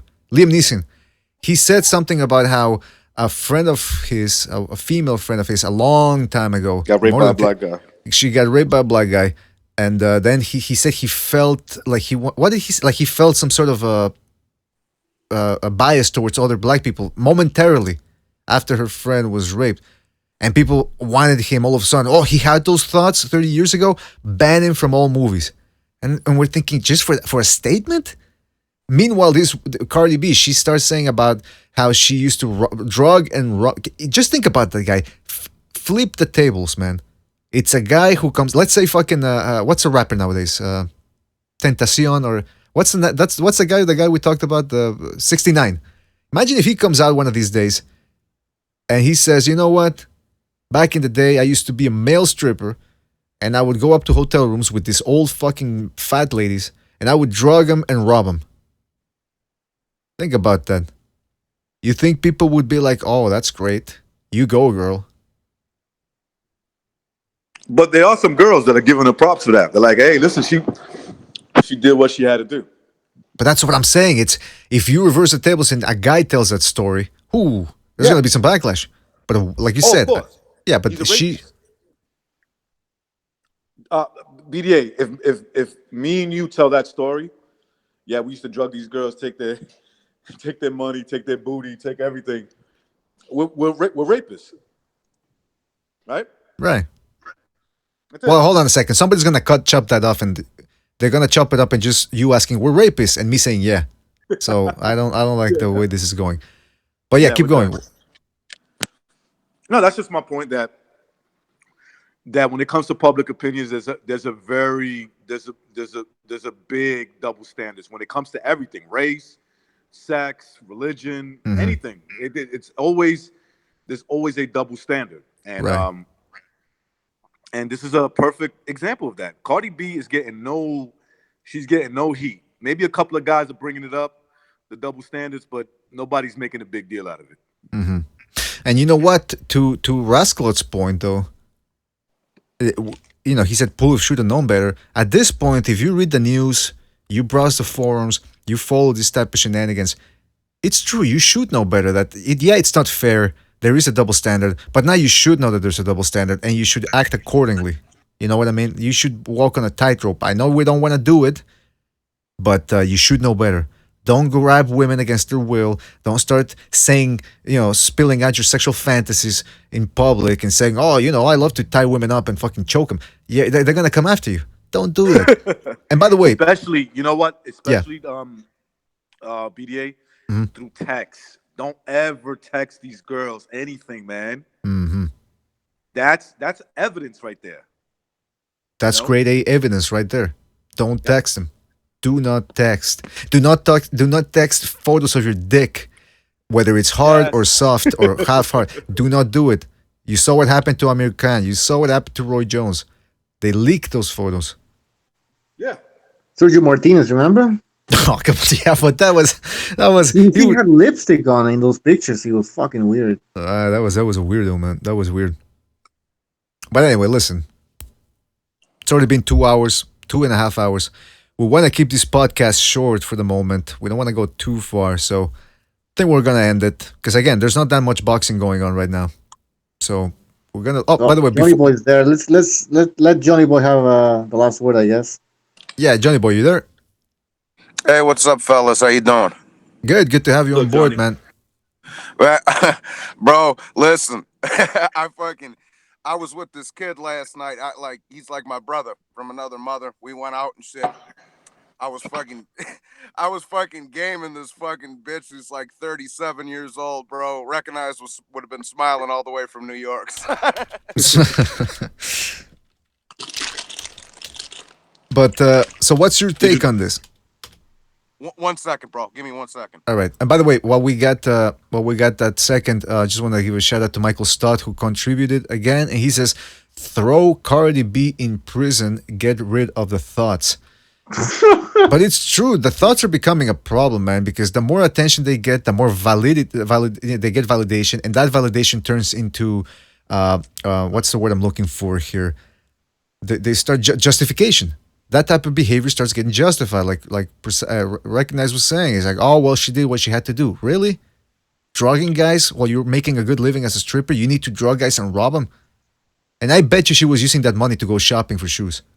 Of course she was. She wasn't. Yeah, she wasn't giving out loaves of bread to the poor in the Bronx. Come on. Talks like a retard. Like she's been doing drugs for a long time. She sounds retarded. When you ever hear her talk, she's a pure retard. Does she talk? Does she sound when she talks? Does she sound like she does when she sings? Like you can't tell the difference. Is she the one with the fake ass? No, that's Nicki Minaj. Oh, okay. They all look the same to me. Fuck. Ooh, Bro, shit. we gotta stop making Pulev out to be fucking Bill Cosby over here. He laid a kiss on the broad. That's all he did. Shit. I mean, like you ain't never be like, come on, man. He ain't no acting like he's fucking R. Kelly and shit over here. That's true. It's a good point. I mean, yeah, let's keep it in perspective. Was it inappropriate? Yes. Should he be getting his name dragged to the mud? I mean, what do you think, Johnny Boy? No, hell no. I mean, yeah, bro, you ain't never been at like when you were a kid, like 19 or whatever, and pinched some chick's ass at a party, bro. Like, come on, man. Fuck. Well, I don't do that because I respect women, but most people will do that. Yeah, most people will. If you get the vibe, first of all, like I said, I respect women. I always ask him before, like I go down on them. I go, "Is that okay?" And then before I make another move, I go, "Is that okay?" And then before I make another move, I go, "Is that okay?" Because that's you're boring. It's called you're boring. Yeah, I hope somebody understands that I'm kidding here. But yeah, Johnny Boy, you're right, man. I mean, let's not make up. Well, was it inappropriate? Sure, but like I say, let's just not make this dude out to be fucking Bill Cosby over with fucking Lou DiBella. So I seen what you put up with Lou DiBella and Montero and shit, bro. Fucking with his social justice warrior having ass. I'm not slut shaming and shit over here. Like, bitch, you a hoe, bro. The fuck, the fuck, yeah. And you know the worst. SJWs got to walk a tight line, even with themselves. Like they just live a fucked up rules mentality of life. Like they usually go against each other because they're not virtue signaling enough. Mm-hmm. Yeah.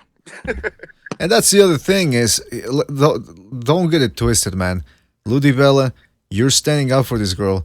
If she had the chance, she will stab you in the back because that's the way they're operating. It's every man or woman for himself or herself.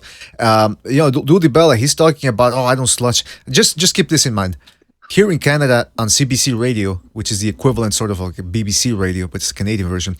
Ian Gomeshi, he had a radio show, and he would always tweet like "Happy Women's Day." I'm convinced that if women were in charge of the world, the world would be a better place. He actually tweeted that on International Women's Day, and he was always white knighting for girls. Well, lo and behold, 2 women came out and they started saying that they had rough sex with him against their will, like he was doing inappropriate things. All it turned out he was doing was he was choking them. Like he liked it rough. He didn't rape him.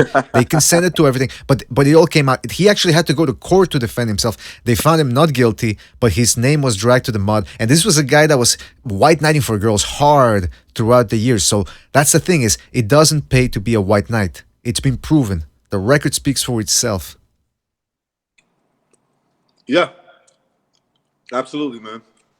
And the fact that most women don't like guys like that anyway. Exactly, they get drier than the Saharan desert. Let me tell you. Yep. Are you talking about Lou DiBella? Absolutely. Yeah. With his fucking Nino Brown earring hanging out of his fucking ear and shit over here. Come on, man. Yeah, man. Give it up, man. No, but he was defending the Jenny Sushe, whatever her name is. Yeah. So, and then he deleted the tweets. I just noticed. So that's kind of weird. Yeah. Once you start deleting tweets, it's like, well, wait a minute, what happened there? Did you say something you didn't like, or something that people are gonna use against you? And remember, you gotta remember, this guy's from what? His offices, I think, are in Chelsea or something. So maybe after he's done working, 8 to 5 or whatever, he goes down there in the streets and starts looking for a little man love, if you know what I mean. I think so. Yeah. I mean, you never know. That's the vibe I get from the guy. But those kind of guys usually are. Yeah, he's a Harvard guy. Yeah. I don't know what that means, but make of that what you want. Anyway, listen, guys. We're at the 2:40 mark here. We want to keep this podcast short so we don't lose people's attention span. Any last words before we go? Anybody? Yeah, don't fall for the trap, gentlemen. I lost my shoe last night. I was barefoot in the rain, fucking screaming at some fucking dude. I was all, I don't know. Are you serious, man? Damn. Nah, he was, bro. This dude, supposedly he was a fucking off-duty cop or whatever. I was like, bro, go get me a fucking triple bacon fucking sandwich and an iced coffee from Dunkin' Donuts, you fucking pork product cocksucker. Oh. You gotta I was, well, he was all, this dude was kissing the Pillsbury Doughboy. coked up or something. Because he was like acting all crazy. I'm like, bro, take your soft ass and go get me a fucking Dunkin' Donuts coffee, you fucking pig. He was talking about Mikey Garcia. He was talking to Mikey Garcia, yeah. Fat. No, he was a big white dude. He wasn't Lee Van Cleef. Lee Van Cleef, all right. All right, so listen, so people are saying, yeah, New Day in the chat room says, what about Ryan Garcia? You didn't talk about Ryan Garcia. We'll get to him next show. What about that?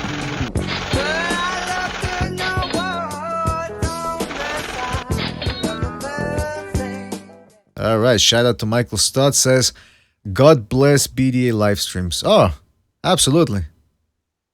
Thanks a lot, Michael, again for your contribution. And I do agree. I concur with your words. God bless the BDA live streams. All right, guys, anything else? Recognize Stu. Stu, you had some connection issues, but let's see how it sounds now, just before we go. He's not even there, man. But He fell asleep. It takes him time to reach for the mute button, he said. That's what he said. I don't know. Anyway, listen, guys. Thanks a lot for the support. I bet he's naked, man. Stu's running around naked in his rag. By the way, Johnny Boy. I think Vazdik on tonight, ain't he?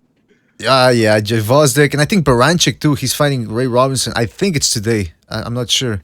So we got a couple of little good little boxing fights. Nothing major. That's the thing, right? From here to, let's look at that real quick. Let's look at the schedule, because there's not any mega fights or important fights from here till April, I believe. So see, March the 29th, Philadelphia, Vazdik versus Dudu Ngubu.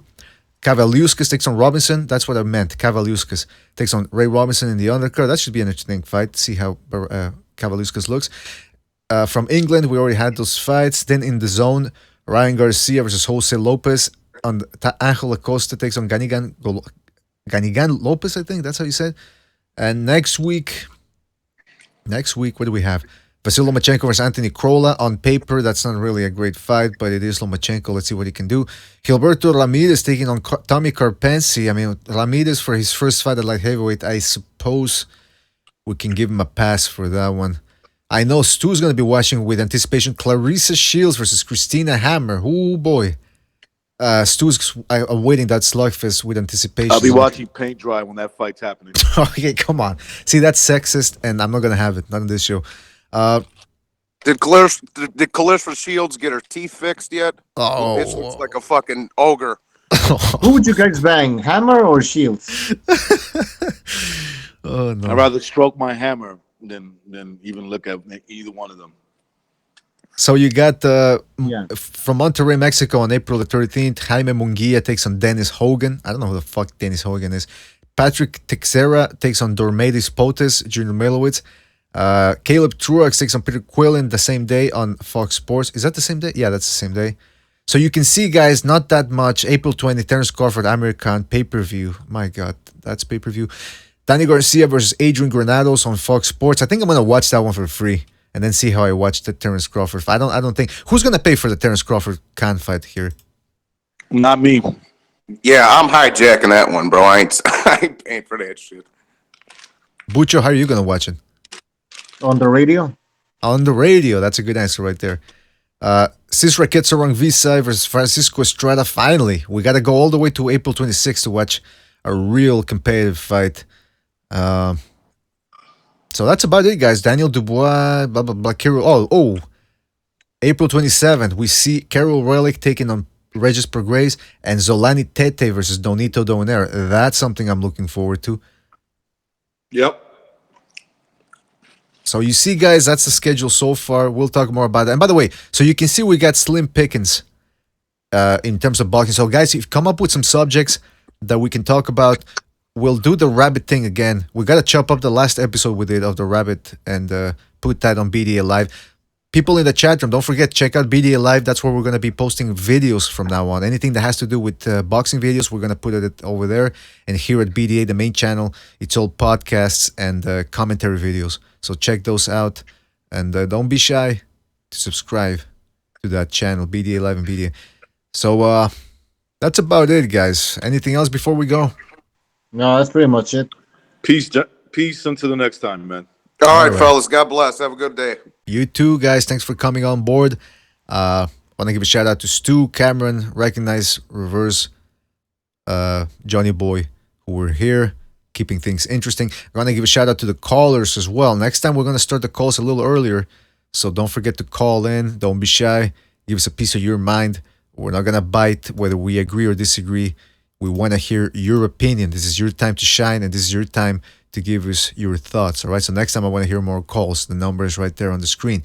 We're going to be doing some upgrades here. Like I said, we're going to be drafting the Constitution a little bit more, doing a second draft to keep this show in order and have as many people as we can and keep it as entertaining as we can. All right. So that's about it. Don't forget to download the episodes on Spreaker, on iTunes. Don't forget to check us out on PayPal and our Patreon page. That's about it. So now we give a shout out. I gotta keep saying that's about it. Of course, that's about it. But again, slim picking. So come in with some subjects for the next episode. All right. Shepherd's Son says, "Good night. Don't let the demons bite." God damn, that's creepy. Anything that involves demons creeps me out. So let's give a shout out to everybody that was in the chat room. That we gave a shout out to everybody that was in the hangout. I want to give a shout out to Virtuoso, Caution Boxing, Nicola Ferrari, Nopal Castellanos, Azzy, God of War, Nicola Ferrari, I said Quags, Poe Johnson, New Day, Grievous, The Quags, Shepherd's Sons, RR100, Rasclot, who called as well. He was also in the chat. Juan Empire Power was also a shout out to him. John Gonzalez, Josh Johnson, Blues Boxing, Michael Stott, John Johnson again, Box 88, and many more. Line Bar, can't forget Line Bar, Gypsy Boxing Style, Glenn Rodwell, Saint Britt, The Punisher, Johnny Boy who came in late, a Fight Scout, and many more. Thank you guys. We can't forget either. Hold on a second before I sign off here. I want to give a shout out to everybody that contributed via the super chat to keep the VDA train rolling so we can get some new equipment. I want to give a shout out to Chris K, Michael Stott, who donated about like a dozen times. Thank you for using Blog Talk Radio. Goodbye. All right. Gonzalo Anaya also donated. Virtuoso, John Gonzalez, Steven Schneider. Thanks a lot, guys, for contributing. You keep this gravy train rolling so we can keep on doing the best service for you guys, the best show, the best broadcast, clear quality. That's what we strive to do, or strive for here at BDA Boxing. So thanks a lot, guys. We will see you on the next one. Take it easy.